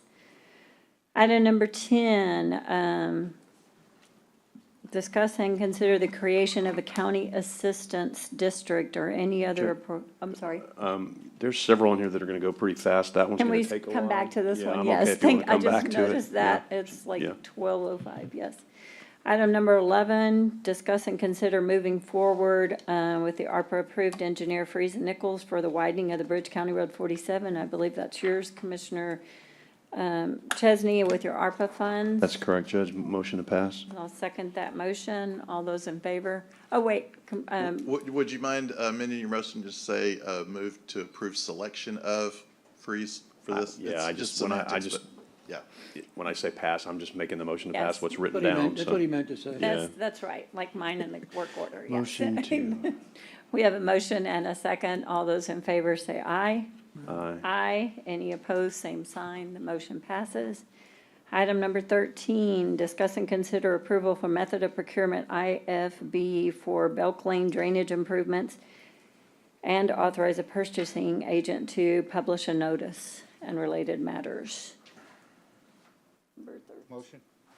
Yes, we have a motion. Second. We have a motion and a second. All those in favor say aye. Aye. Any opposed, same sign. The motion passes. Item number 14, discuss and consider approval of procurement IFB for Petronilla Estates drainage improvements and authorize purchasing agent to publish a notice and related matters. Item number 14 And these again, precinct 2, ARPA funds. Jag, yes. Second. We have a motion and a second. All those in favor say aye. Aye. Aye. Any opposed? Same sign. The motion passes. Let's see, what time is it? 12:07. Item number 15.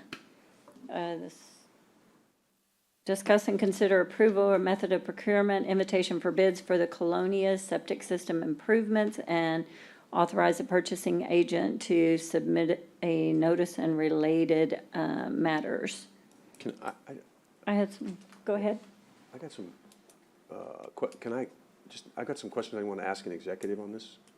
Okay, The- so I you think want to the pull next- this into I think the next executive? two, but I'm not sure. based on- 15 and 16, you want to pull into executive? Yeah, I just don't, yeah, Let me make it Is in that my, one? 15, 16, just want, item 15 and 16, just legal questions. yes. 16. 3A 15, 3A 16. We will pull those both. 16. Item number 17 then, keeping it moving quickly, Commissioner Jag will provide information on the Nueces County Operation Health and Wellness Event for 2024. And that was our IRT, but this is what we're doing this year because the military isn't coming, if I'm correct, and discuss. Yeah, this is Funding. just kind of an update. On the IRT, there will not be an IRT, so since there won't be no IRT, we call it the Health and Wellness. And it will be for 1 week, Monday through Saturday. The two locations will be West Oso and the Robstown Calderon building with the health unit over there. But we kind of took a vote on it of all the participants, all the partners that wanted to do it. Either we not do it or we did it. So it was probably almost about 100 unanimous vote. Everybody still wanted to do it, something for the community. Because if we don't do it now and next year we do it, they're gonna say, well, they didn't do it last year. That, but I think the corporation has really gotten improved. We meeting with some partners that want to also be donors. So we're gonna have a meeting with them to see what financials are we looking at. So right now we're moving forward for I didn't bring the date down on that, but it's going to be in July. So we'll come back with more, but I just, instead of the RT, it'll be the health and wellness program, and it'll be at 2 locations. We provided everything that we did provide with the RT. The only thing we're not providing is the dental. The eye vision is we're providing. All the medical we're providing. We'll have probably some doctors and some nurses and some volunteers, but also the optometrists will be admission of mercy, like it was before. So, and we're looking at probably giving people vouchers if we get the financial support, the vouchers so they can go to get their own glasses and pay for with the vouchers. So, so that's the way it looks right now. The dental will be the only one to kind of be out because the military was the one that actually brought all the dental equipment. So if it works, then we look, hopefully next year we can continue providing this kind of services to our community. by local, instead of IRT, it would be just local, partners, vendors and all that. So we're hoping it'll work, and I think it will work, so. So, thanks for y'all's support, for the IRT last time. I appreciate all the commissioners' court support, and this year, we're gonna try to also make it good. So I thank the judge for supporting some of this events that we've had. And we've been meeting, and finally we said, let's take a vote on it. Vote was unanimous, so we're moving forward. Good, good. Thank you. Thank you for all your work on that, too, yes. Any other? Item number 18, then, discuss and consider authorizing the submission of the TWDB SFY Flood Infrastructure Fund abridged application, designated the county judge as the authorized representative. Commissioner Modas, I believe you worked on this. This your item, or is someone else presenting this? Sorry. I think Edward has some Edward, information yes, for go us, ahead. but yeah, basically, this is a great opportunity. It's the first step. I know JJ has got a lot of experience with that and can give us more on that as well, if need be.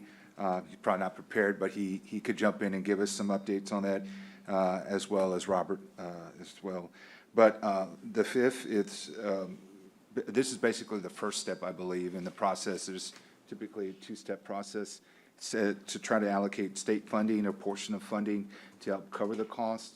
It may not be 100%, but it's a good chunk, good enough to help alleviate the entire burden on the county. And so this is just to authorize moving forward on the process. And then if we are awarded or recognized to proceed to a second step or a second round of application, then that would have to come back to court again for additional approval. But it doesn't hurt to ask, and so our ask is just to approve and proceed. Make the motion to move forward. Second, or? We have a motion and a second. All those in favor say aye. Aye. Aye. Any opposed, same sign. Motion passes. Thank you. Item number 19, discuss and consider how Workday calculates hourly wages and all related matters. I know we were asked to put this off because of an issue, but I think also in transparency and honesty, we have had a lot of complaints. We've had a lot of issues with the Workday calculations from the way we used to calculate it, and especially with our law enforcement and how Workday calculates it.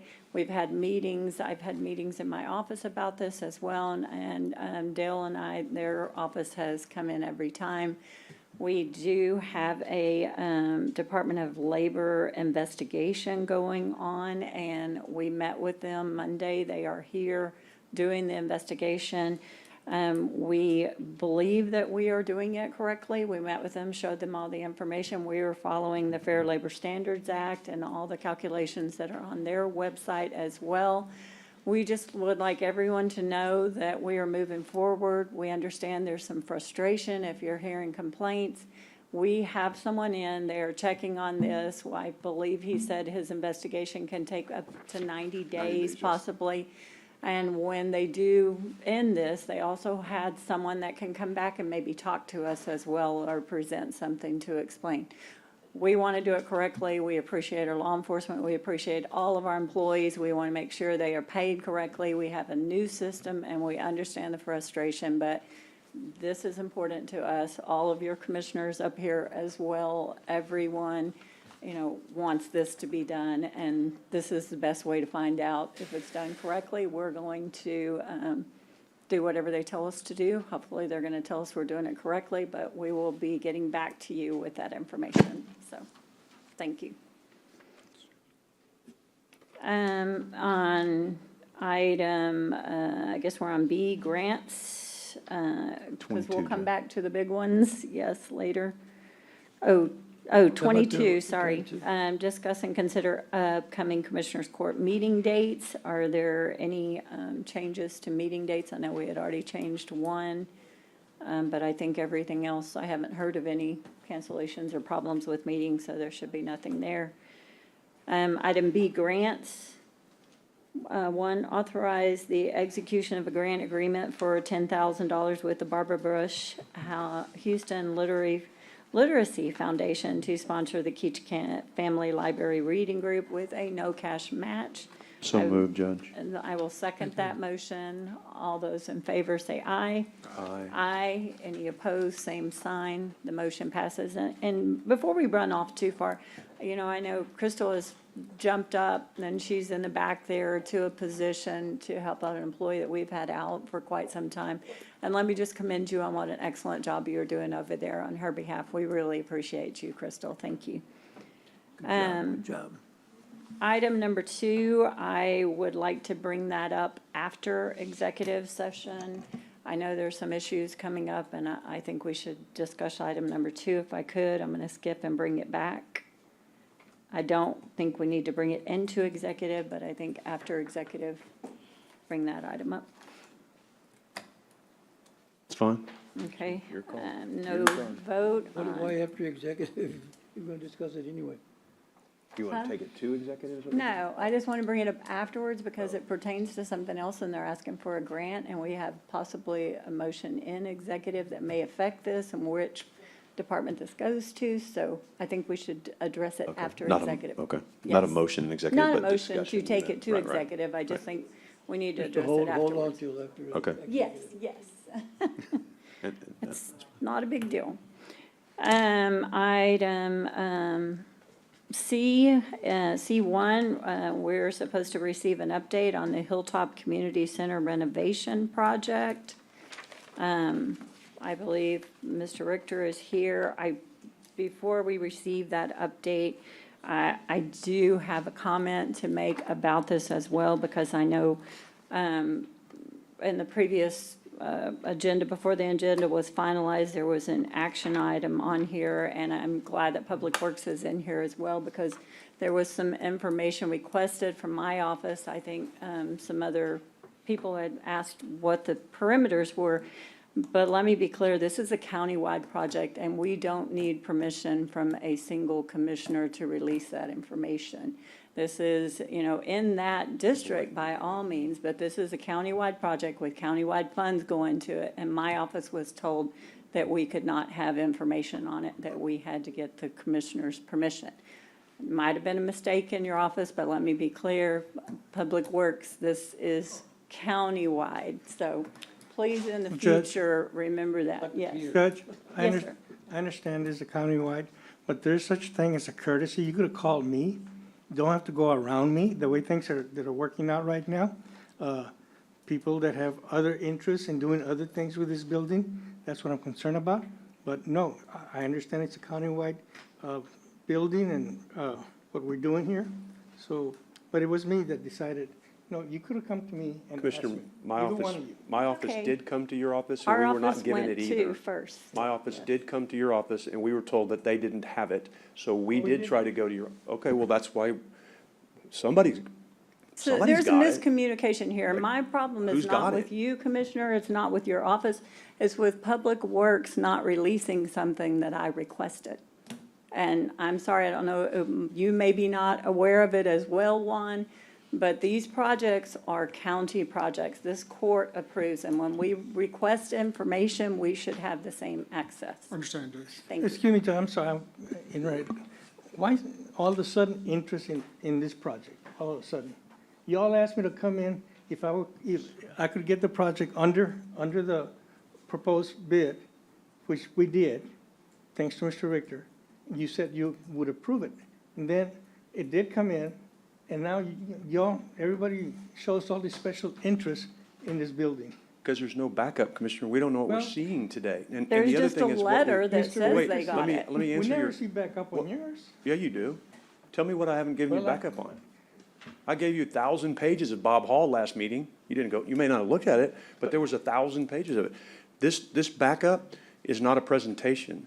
What this court passed, since you're answering the question, I'm gonna answer. Yeah, go ahead. So when this court passed conditionally the same scope, my understanding is this didn't come down to 9 million with the same scope. You eliminated an alternative. So the scope of this project has now significantly changed, but I don't know that because all I've got is one little letter that says, this is what I got in the backup, that's it. Don't have the presentation that I guess we're gonna see on PowerPoint or something.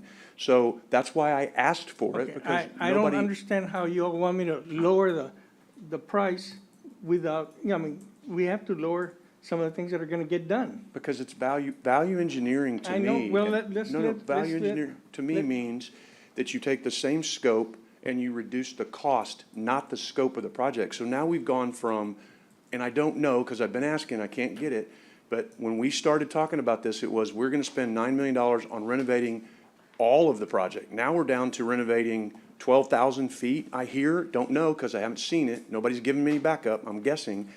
I don't know how many square feet are out there, but we're talking about what, that's a 25, 30, 40,000 square foot building, and now we're gonna renovate 12 of it for 9 million? I mean, because but that's when, I'm just hearing this through the rumor mill, so I've gotta ask Let's let questions. Juan and Mr. Richter explain to us. Okay, but that's what, you asked the I question mean, why there's I'm interest. because The interest is there's no We're backup gonna on a have the same $9 problem- million We're gonna have the project. same problem with your Bob Hall Pier and No, your we're gonna restaurant. give it to you. I'm gonna give you everything we're doing out there. We've given you thousands of pages of documents on And we'll Bob Hall see. Pier. Thousands. We'll see. No, not we'll see. I mean, you can have anything you want. The designer brought forward and everything's public, and Well, I think anytime it's, you I want it, think- you can have it. I mean, let's see what he's got to say and let's go from there, I mean. I guess this means I'm up. Yes, please, thank you, Mr. Richter. Okay. All right. I'm not sure exactly where to begin, but I think perhaps I'll begin with the comment just now made about the square footage, and then maybe back into a broader perspective on where we are right now. Pardon me. I will turn off my phone. Technically, we are substantially renovating 15,000 square feet, and we are building new just under 8,000 square feet. So fundamentally, we have 23, in this revised value engineered program, we have fundamentally 23,000 feet that is essentially new or renovated to be equal to new. So How much of the space is total The total- renovation that's not being touched then with this? there was one wing, and I don't have that right in front of me, but in terms of the physical square footage scope, there was one wing that was bid as a bid alternate, and I think it's probably about 4,000, wait, no, it's probably more than that. It's probably roughly 7,000 square feet. That was a bid alternate, and and not in the base bid, but it was a bid alternate in the original scope, and that's not being taken because that exceeded the budget. So you could say that the original total scope was roughly 30,000 square feet, new and renovated, and the value engineered scope is roughly 23,000, new and renovated. And do you have anything like drawings, something? I that we can get, yes, I do. I'm sorry, I didn't realize there was going to be that level of detail here.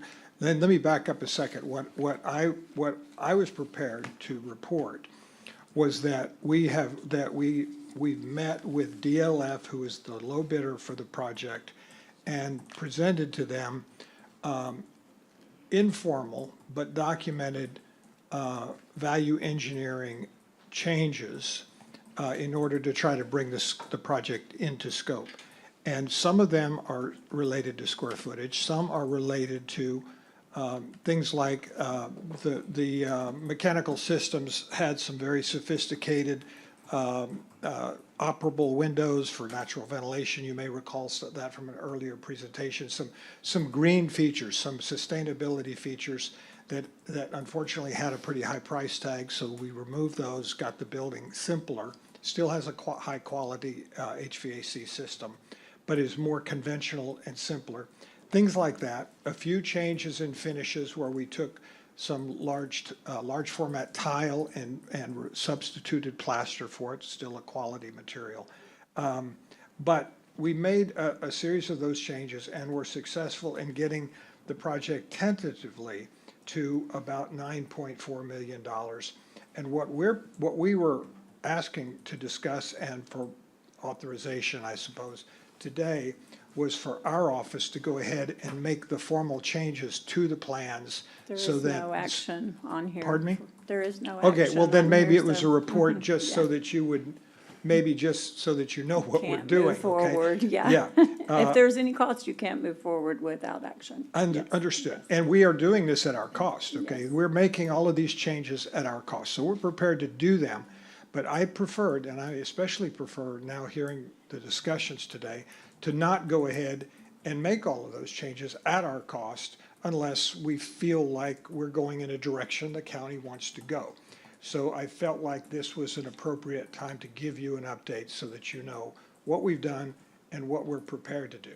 So what we've done so far is we have come up with a series of value engineer changes to bring the cost down. Cost is tentatively down to around 9.4. We will not know what the hard final number is until we revise all the plans, go back to the subs formally and get the hard numbers back, and then come back with an actual revised bid. And we expect it can be achieved at about 9.4 with the changes that we are currently contemplated.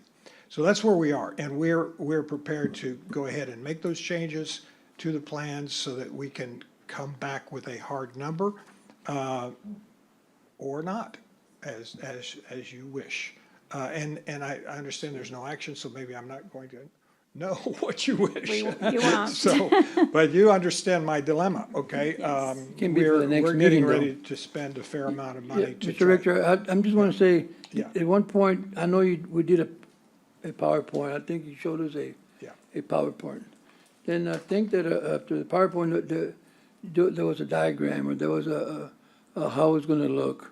I know you gave us that. Yes, sir, we did. You know, you gave us a design showing where we're up to on the design, everything except one wing. So I don't know how come nobody else got them, but I think those were given to us in court. And the PowerPoint was also done in court, probably maybe, last year, maybe, I don't know, October, September, or something like that. And I think at that time, I think we did tell you to go back, and I was the one who really asked you, can we cut back? Can we cut back, and, do we have to use phase one or phase two, right? And then you do some of this to make it fit, I guess, into the 7 million, 9 million, whatever it was. But I know you've given us some paperwork. I know you were here We have presented the design Right. on you were probably here three different occasions Right. at different stages. Right, so, And and it's the feasibility of, and the commissioner said something about value, engineering value, and I can understand all that, but I mean, it's just the same thing as saying, I mean, I don't agree with other things that we do either, especially Jacobs, I don't trust Jacobs at all, but I would say engineering value there, because, I mean, we're talking about spending $26 million over here, Commissioner, $9 million over here, and it seems to be a problem with 9 million, but not 26 million, but I'm just saying, I think that, but for the benefit, I'm just saying, he did give us some information. And I can comment about that, because I pulled those up from the old agendas as well. What we were asking for when it was an action item that probably would have eliminated a lot of this conversation was what was taken out for the value engineering. What's changed? And we called down and asked for that, or, we'd be moving forward and probably have more discussion. But when you ask for something, you're told you can't have it, that sends up all kinds of alarms. Then I start looking deeper and I start asking What do you more mean you can't have questions. it? And What do you mean you can't have it? we No, were told my- by Ju- Public Works that Commissioner Hernandez was not releasing it. We could not get it. Well, I mean, Judge. Well, I got this well, Judge. Yes. maybe, again, we'll leave it to it. At the end, we want it, we can have it. Same thing with the pier. That's why I We want wanted with the pier, we one have in it. here, because this is a county project. We So- ask for something in the future, we are released, no matter park, you can whose have a park, commissioner's too. district it is in. I'll take whatever And you can. please talk to Bert about that in the future. Just trying to figure this Judge, I out. understand that, and I apologize for that. Yes. And I took the lead on that, okay? But I was worried about all this special concern. There was never a concern as much as there is now that we've election we've time, gotten the I project under budget. understand that, and I apologize. And, but- I just had never gone through this. I've never questioned anybody's That was a large you amount for a construction project to value engineer the price down. That was my concern. That's why I wanted to know the scope of work, how much did it change? So, And that's Mr. the Richter? reason the questions were asked. That's the reason it was brought to my attention. And then when we were told we couldn't have it, that's what brought all of And this that's my about. fault, Judge. Yeah, okay. Well, thank you. So we can set it for the next meeting and really go with it. And then, can you, yeah, because you're gonna We have to will put this want back all the on- information. You're gonna have to put this back on the agenda as an Right. action item at some point anyway. So David, I think the better part of valor, what you're saying is, there's no action today, so I don't even know how to tell you, I wouldn't go do any changes I because I wouldn't don't know either. what we're changing. I don't Well, have we anything to look at. I think you all know that my office is totally transparent in all things related to public work, and we are happy to share everything we've done so far and all the numbers, and, Could you share, what I would like, what I need between now and when we have this on as an action item to decide whether or not we're moving forward with the new scope or old scope or whatever scope, is how, the exact how many square footage that building is and how much we're renovating. Because when we started this, and I was at that initial meeting, well, not initial, because Commissioner Hernandez worked a ton on this, but I mean, when I was at that meeting, when I met with you, it was, we're gonna renovate the entire project. And I even said I wouldn't be comfortable with a number bigger than about the number we're at. yeah. Sounds to me like If we're I not may- now renovating the total project, which concerns me. And I've been honest on that, hold on, the whole time. So what I need from you is, I need the exact amount of square footage that we are renovating, the exact amount of square footage for the project. Right. What now we are supposedly gonna look at, because it's different than what we voted on, so now we gotta vote on it again, as to what the new scope is, why, and how much that means that if we go back and renovate that we're not renovating, how many more millions is that gonna cost us down the road? Those are the kind of things, this is a big difference. Because if you're taking out a wing that's 7,000 square feet, and I don't know, is that the wing where the election stuff is all? No. Okay, so is that wing not included in the renovation? It is not. So how If many I may, squ- if so I how many may. square feet is that? Just because it's, I mean, I understand that all of this will be covered when we submit this information that's what I to you. meant, right. But just in the spirit of people getting an accurate view of what we're actually doing, the project has never proposed to totally renovate the entire Hilltop facility. Even the very earliest design we had 3 wings renovated and 3 wings that were left for future renovation. And it's been that way for a long time. The third, what we are at now with the value engineering is to go from 3 to 2.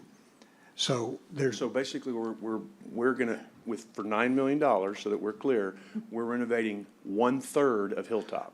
we're renovating 1/3 and we are building new, the equivalent of another wing. So Okay, we're so. leaving 2/3 unrenovated now with this project. Well, the total square footage is approximately 45,000 square feet. What's your total? Total of everything. All 6 wings? All 6 wings, Okay. plus the new that we're building. I know, but just let me stick with, because I didn't know 40 I mean, the new is, y'all, that was a design change and whatever, because my goal was to try to renovate as much as possible. Right. But 45,000 square feet, and under this, you're renovating 15,000 of the 45,000 existing, and then you're adding 8,000 based on the No, numbers you the gave 40, me earlier. I'm sorry, but the 45,000 includes the new. Okay, that's the total, that there is, I want to know what the total. I'm sorry, but I don't have that right When here. you come The back, scope- that would I be will, good I will. information. But we're renovating, if you want to look at it strictly in the terms of the existing facility, it is accurate to say that we are renovating now with this revised scope 1/3, 2 of the 6 wings. But we are adding square footage such that we will have new and renovated combined 23,000 square feet, which is half of the total facility, not 1/3. Okay, so those are the numbers that we have right now.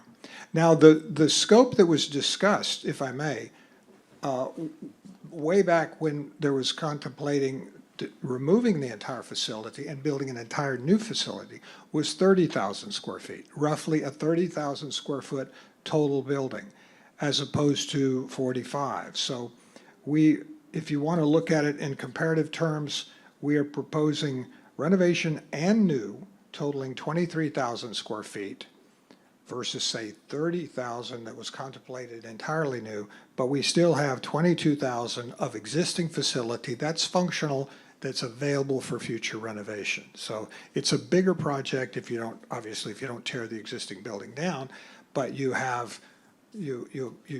able to renovate the whole thing because renovation's expensive, just like new construction is. So it's a complicated equation. And in terms of the value proposition for the county, nobody's more sensitive to value than we are, okay? We're spending a lot of effort to try to give you good value. And so we will provide you with the square footages that you need, and you can compare new versus renovations and decide where you think the best value is, because that's really what we're all here to try to do. Thank you, and You're I guess he will, Commissioner Hernandez will probably put this on the next agenda as well for you. Yes, I will, Judge. Yes, Thank you. thank you. Thank you, Mr. Richter. Appreciate you coming. Item number 2, discuss and consider selection of ICE engineers for the new Driscoll Community Center project, Precinct 1, and related matters. Any motions for this must include some language on contingent on the MOU or deed from the city of Driscoll to the county for the land that this is going to be on, yes. That's correct, Judge. Is it an MOU or is it a deed? Are they It'll giving us be, the land? it'll be both, Judge. It'll be both? a deed and also the MOU. And what's the total project on this one? It was 500,000, But right? there's 500,000, Commissioner, And that's total. going to cover it? We've That's done an including- OPCC on that? It's a turnkey project. Those ARPA funds. Yes. And then what, have we done an analysis on what to operate the building is and all that? Y'all got that budgeted in? Yes, sir. I think right now that's being maintained by Inland Parks, so the building would still What's be in their maintained. budget? It'll be the same, He's not here. yeah.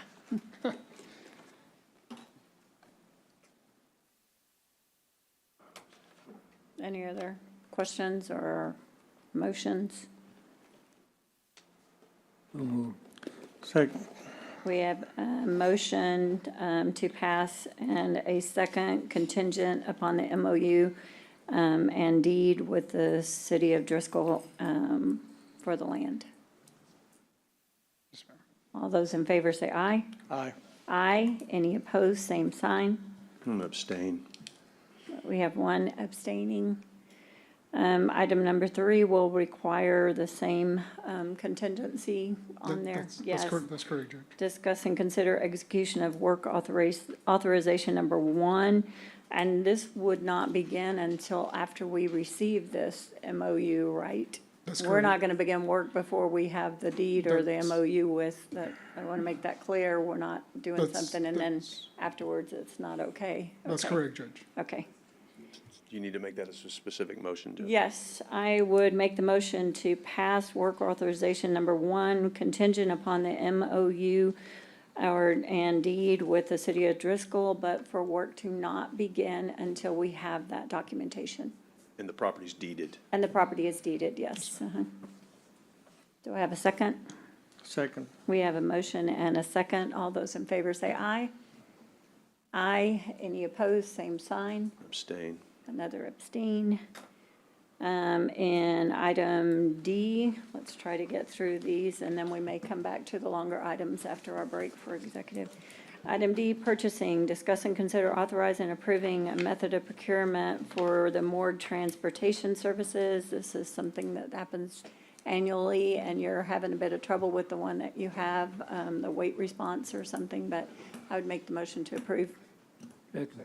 We have a motion and a second. Any other discussion? All those in favor say aye. Aye. Any opposed, same sign. The motion passes. Item number 2, discuss and consider conditional selection of progressive structures for veterans and social services renovations here on the courthouse.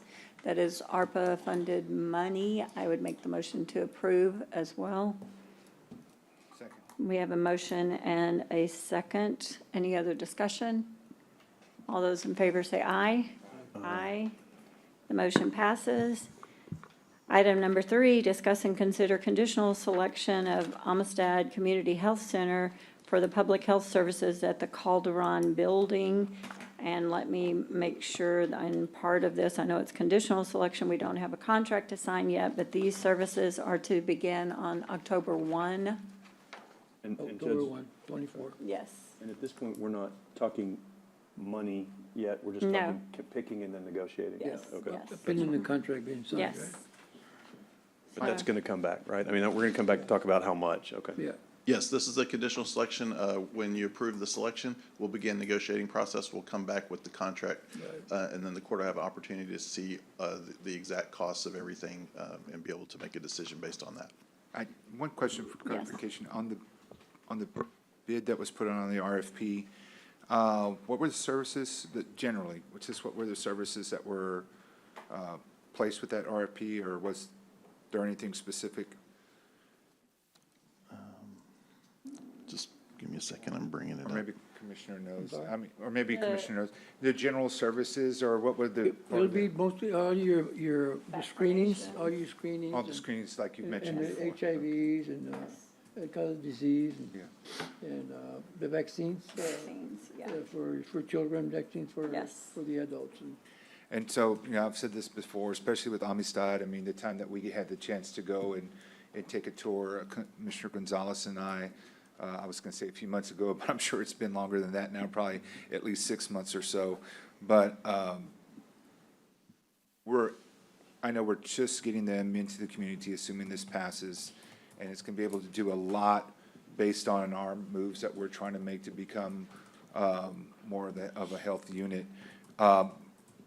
But I always want to see additional services provided. So that's something that I would consider, that if my funding is available through ARPA to help support growth, as we're doing, let's do it now, rather than do phase one and then do it later before the money expires. So if I have anything left, I'd like to put some towards that, just to expand that.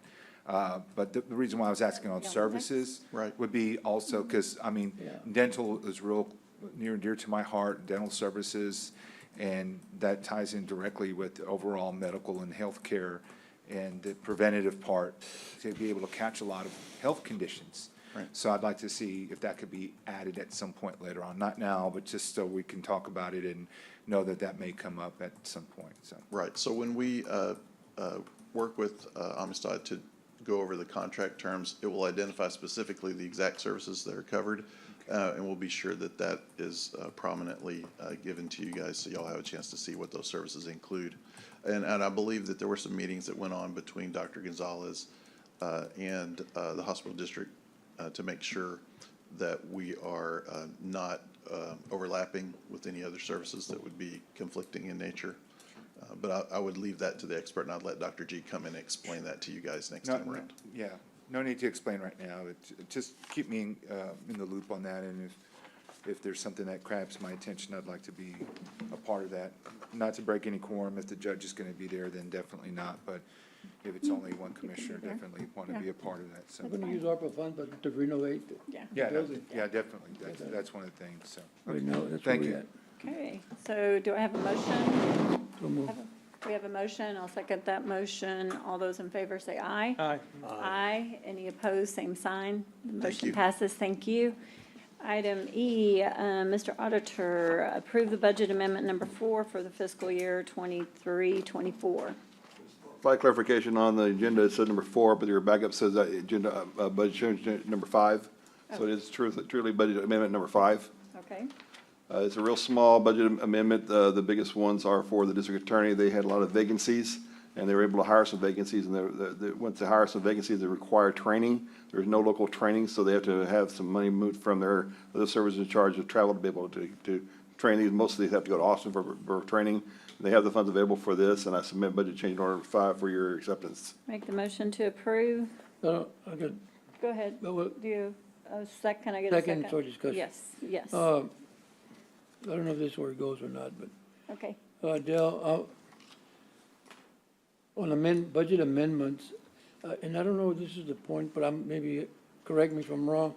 I'm still, and I've been asking, I don't know how many times, but, and I know you send me all kinds of paperwork, and I'm looking at it, but I'm still, my deal is still, where we at with the interest from the ARPA funds And I know, I guess from December to now, we've probably have 1.3 million, and I know that we moved to 1.6 million. So where do we move that to? It's all goes to the general fund. I'm sorry, Goes to the general fund. the general fund? Yes. So what, do we approve that or not? Yes, y'all approved, when we first established our ARPA, there was brought up that the interest from the funds would be accounted for and approved and moved into the general fund for regular resources. Well, we And might that's have when done ARPA that- first started. We might have, yeah, we might have done that. I still think we need to know when that's done, you know, because if we move 1.6, and sometimes we don't have no money to do certain things, we might have money to do certain things. Because I don't know where that money's being used at, the 1.6. It's general fund, it's regular appropriations, regular reserves. Well, it might be reserved, but I know we're using it somewhere. It's general fund. Well, okay, can you break it down in general fund, see where you spend it? Tax office, the county attorney, the district attorney, our office, your office, every department that has a general fund gets funds. 1.6, you tell me where it went. okay? Everybody has a budget that they can only spend that is approved annually, but. Yes. And I'm not worried about Yeah, that. okay, I'm just- okay, that's not in addition to that. Anything that's not budgeted, just like, what was it, a couple of meetings ago, we had to transfer money because Edward Inland Parks had 60,000 that they had done for us, for the commissioners, should've that come- was over and above. Should have come through us first. That should have come through us first, but that money had to come out, that's one thing that gets moved out of general fund that's not been budgeted Well, I for. just think too much money's being moved around without us knowing where is it going to, you It's all know? going to the general fund, Department 1180. That's where it's all going. I don't know, I just, you know, we're too loose with this money, interest and not knowing, but I'm just keep on questioning. I'm gonna have to probably put it in the agenda every time, I guess, but, you know. That's fine. I'll be like the peer, I guess, put it in the agenda every meeting. Guess so. Okay, But I'm sorry, but I was just not comfortable with that. okay. But on this, or with this transfer, the $10,000, the amendment number 5, not 4, we have a motion and a second. All those in favor say aye. Aye. Aye. Aye. Any opposed, same sign. No, Did you say no? no, I'm not Yes. clear what's going on. Yeah. Item number 2, accept and approve project budget amendment number 2. Yes, Your Honor, this is a real small budget change order for a couple of projects we have. We're moving some money from County Road 26, that I believe has been finalized, to Petronia Equipment Estate Drainage to cover that area. And we're creating a new Keach Library rain garden for $10,000. That fund's coming from allocated funds for Commissioner Precinct 3 from both the general appropriation funds as well as 2021 COs. The funds are available for these transfers.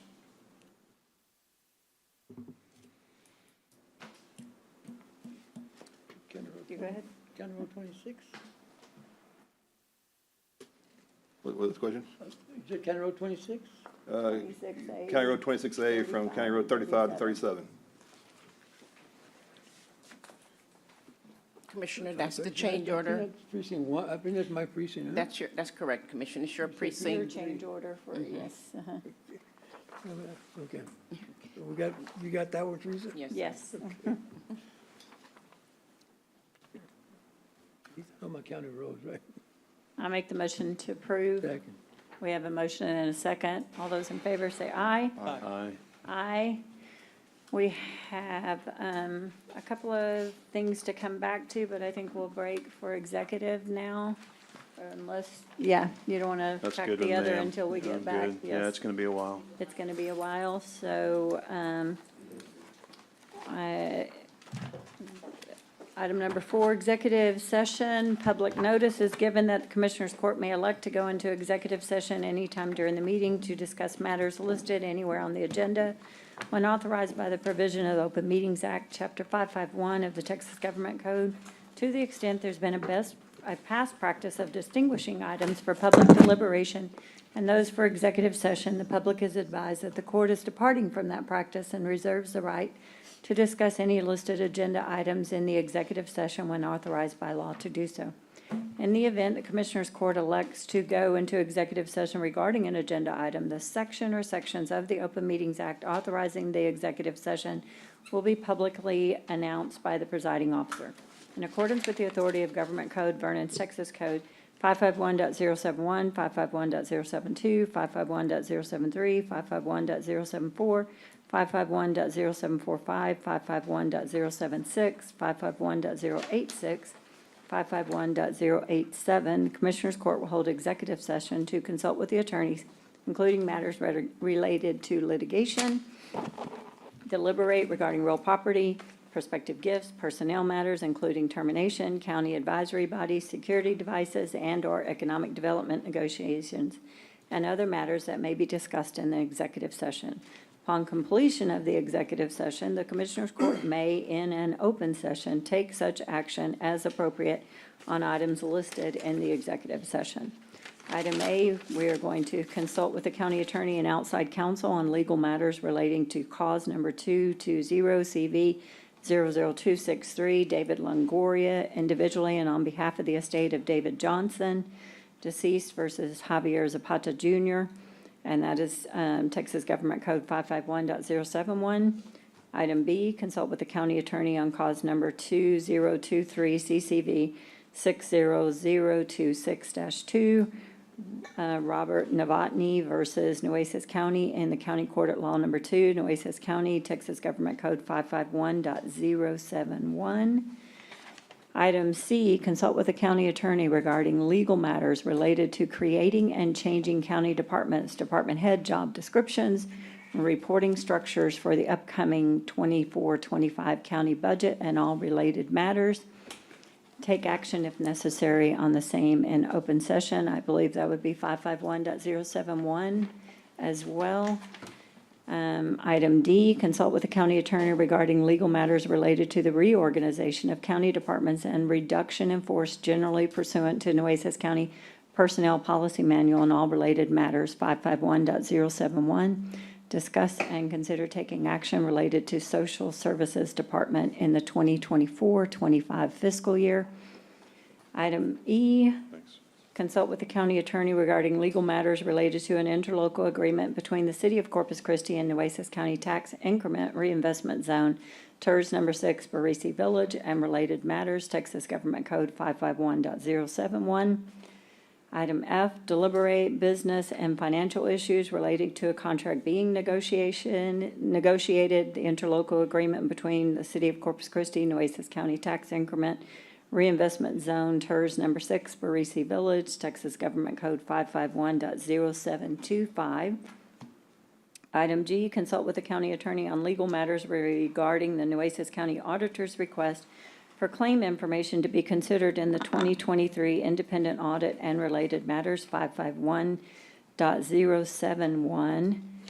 And then we are bringing in item 3A15. Discuss and consider approval of method of procurement for the Colonia's septic system. There's some questions on 551.071 with our county attorney. And 3A16, similar, discuss and consider funding request for the Colonia septic system improvements and section 551.071 as well.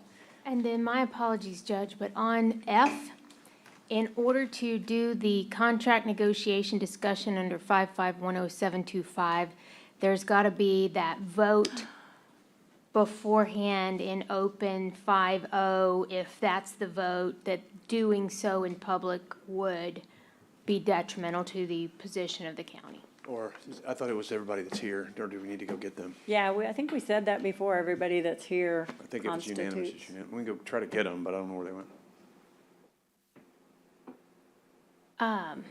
I'd make a motion to just do whatever you just said we need to do.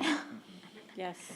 I make a motion to take this into executive because it would be detrimental to the county to discuss this in public.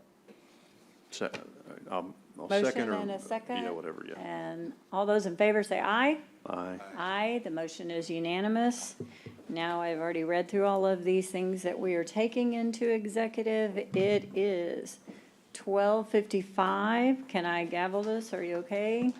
Oh. Okay, it's like you're looking at me like we're going forward, okay. It is 12:55 and we are going into executive session. We will be.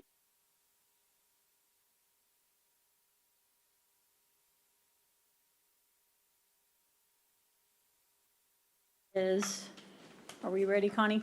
Yes, ma'am. 4:01 and we are back in session. I will go to executive item B, and I believe Commissioner Gonzalez, you have a motion for that? I have one. Uh-oh, sorry. Oh, yes.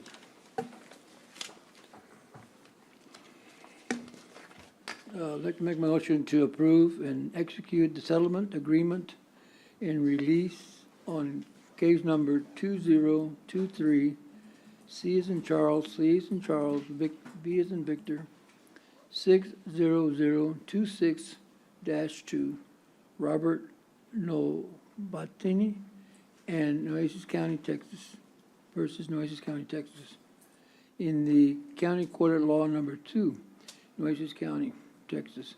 Order the auditor and county clerk's office to expedite the payment and check release in accordance with the settlement. I'll second that motion. All those in favor, say aye. Aye. Aye. Aye. They didn't say we had to say. Do we have to list the amount? Oh, yeah, we do have to say. 10,000? 10,000. 10,000? Yeah, it wasn't written on there. You're right. Sorry. 10,000. All those in favor, we said aye, I think already. Aye. Aye. Sorry. Aye. Any opposed, same sign. The motion passes. Thank you, Kara. Item D, Commissioner Chesney. Judge, after great discussion and deliberation, I would make a motion to eliminate social services, all but 2 positions as of September 30th, 2024. The positions will be shifted to Veteran Services to handle pauper burials and any other related matters. The monies budgeted for assistance will be allocated to an agency to be determined by Commissioners Court at a later date. The remaining budget savings for the admin cost of that department shall be designated for employee raises for our existing employees to be budgeted in for the 2024-2025 budget. We have a motion. Second. We have a motion and a second. Commissioner Hernandez. All those in favor say aye. Aye. Aye. Aye. Any opposed, same sign? No. The motion passes. Moving on to item F. Commissioner Matas, I believe that one's yours. Thank you, Judge.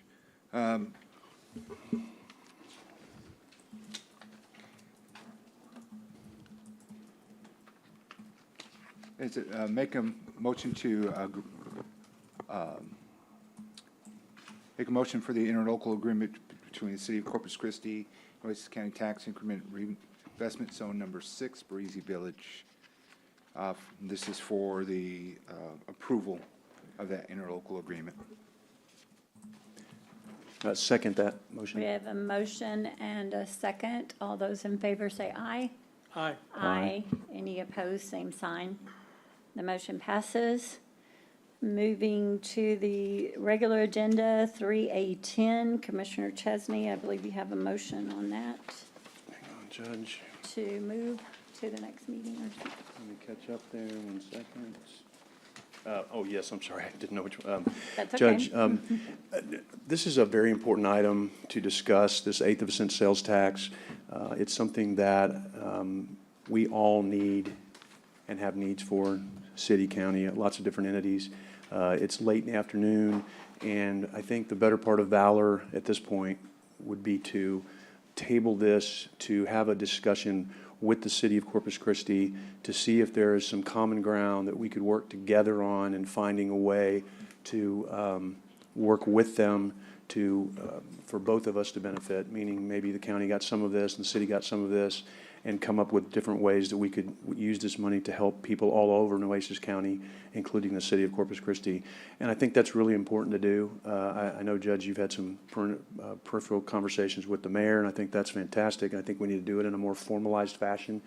And so before I make a motion to table, I'd like to make a motion that we direct that to be a more formalized process quicker, because, you know, the city has a timeline that I know they finally outlined yesterday, and it's pretty lengthy, meaning they don't even call for a vote until August of this year.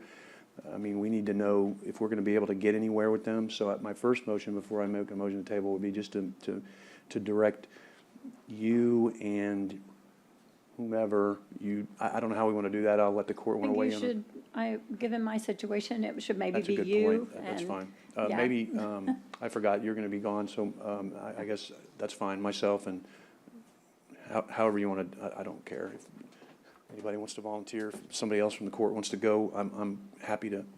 I think it should be at least two of us, maybe, and we have discussions with the Just see the how city it and whoever works they out. do it, because I think it's really important, so I'd like to designate who. You and John? Is that for administrative? Pardon? Is that for administrative, for the administrative fee? This is the 1/8 of a cent sales tax, to see if we can sit down and work with it. So did you volunteer, Commissioner Modis? Sure, I mean, I'll be available, definitely. Again, easy for me. Anyway, so I didn't plan on that making the motion to be me, but you're right, Judge, you're going to be gone, so for your very personal and valid reasons. So I would guess make the motion for myself and Commissioner Modis to have some preliminary discussions very quickly with the City of Corpus Christi and whoever they designate, to see if there's some common ground that we could find before putting this on for an action item for the county. I agree. Good point. Did we second that motion, or do we need, I'll second the motion? Yeah, it's a motion, just Yeah, so it's I'll official. second. And All those I'll in favor, report say aye. Aye. Aye. Any opposed, same sign. Having done it that way, then, Judge, I would like to table the discussion of item 10 until the next Commissioners Court meeting. The And 24th. hopefully, that's pretty quick, and I don't know if we can get it done that quick, but I want to definitely put it on, and if we have to table it again, I'd rather do it that way. Okay. But that's okay. Second So that motion to table motion. till next Commissioners Court meeting. We have a motion and a second to table to the 24th. All those in favor say aye. Aye. Aye. Any opposed, same sign. Commissioner Gonzalez, your 3A15 and 3A16. Agenda item 15 and 16, I want to go ahead and table that for the next meeting on the 24th. Work with the county attorney to see if we can get something going here. Perfect. Okay. I'll second that motion as well. So we have a motion to table item 3A15, 3A16 to the next April 24th meeting. All those in favor say aye. Aye. Aye. The motion passes. And then we have to go to B2. And the reason I held off on this one was because of the previous motion as well. Discuss and consider the submission of a grant application for the Emergency Food and Shelter Program Phase 41 grant made through the Federal Emergency Management Agency. I'm told that there's like $40,000 funds. We asked for it. It's a no cash match. We could still go after it, as we are not intending to do anything in social services till the end of the fiscal year, and a couple of those people are going to be moving to another department. So I would suggest voting yes, or my motion would be to apply for this grant to help people. So moved. We have a motion and a second. Did you need to say anything, Anna? Judge, oh, sorry. No, it's not. I don't know, it's not really.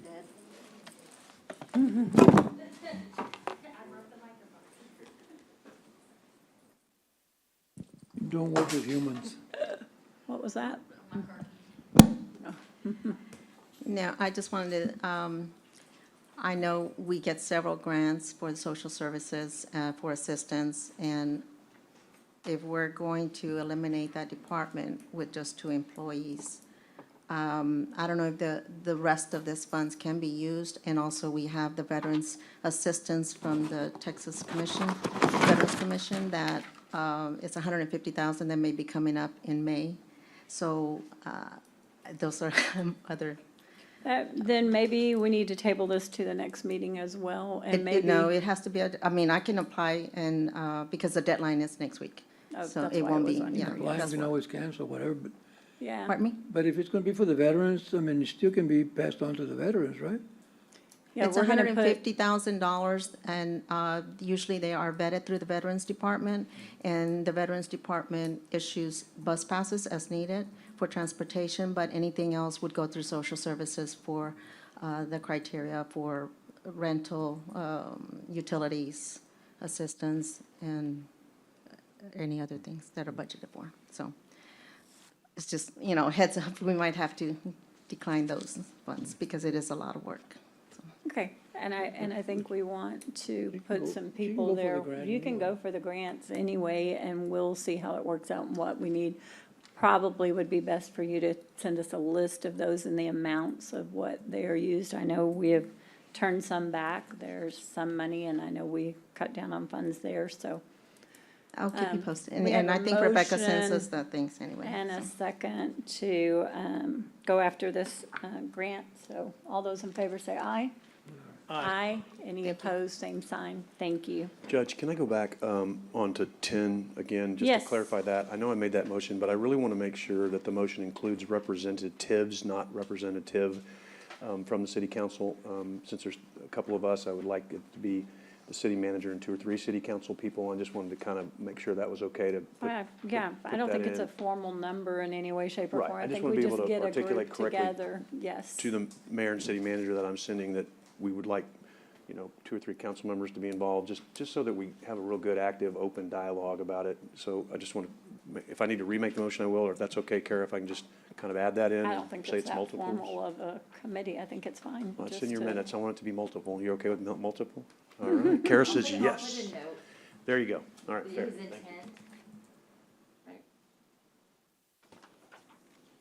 you. Intent, there you go. Thank you very much. The Thank intent, you. yes, Thank you. please. Is there anything else that I might have overlooked? People, everybody's items? I've got enough circles and come back and scratch through, and we bounced forward, so I just would like a second set of eyes, making sure. But I think that is it. Do we have any adjournments in memory of? I do. Okay, please go ahead. Judge, first one that I have is Jeannie Goodhue, passed away on March 26, 2024. She was born in 1949 in Florida. She was raised in Corpus Christi, Texas, and graduated from Ray High School in 1967. Jeannie loved animals like flamingos, dolphins, and cardinals. She enjoyed Bruce Springsteen, reading, spending time with her nieces and nephews and her girlfriends. She will always be remembered for her love of laughter, involvement in her church, and her love for friends and family. She's preceded in death by her parents, Norma and Daryl, her grandparents, and her nephews. Left to cherish her memories for many family members that will miss her greatly.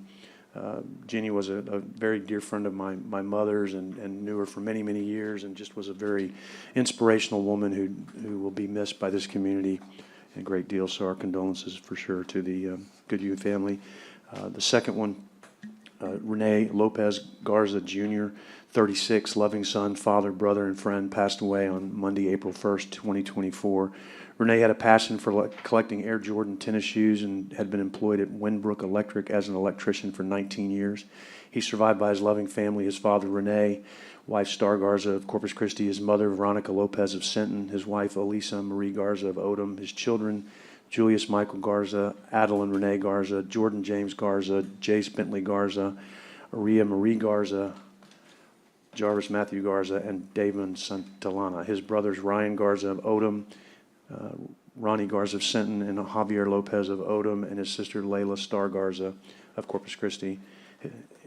We will definitely left this earth way too long after a long battle with illness, and our condolences to the Garza family on the loss. Very much. Any others, commissioners? No. If not, then I would say this meeting is adjourned. It is 4:16. It's been a long day.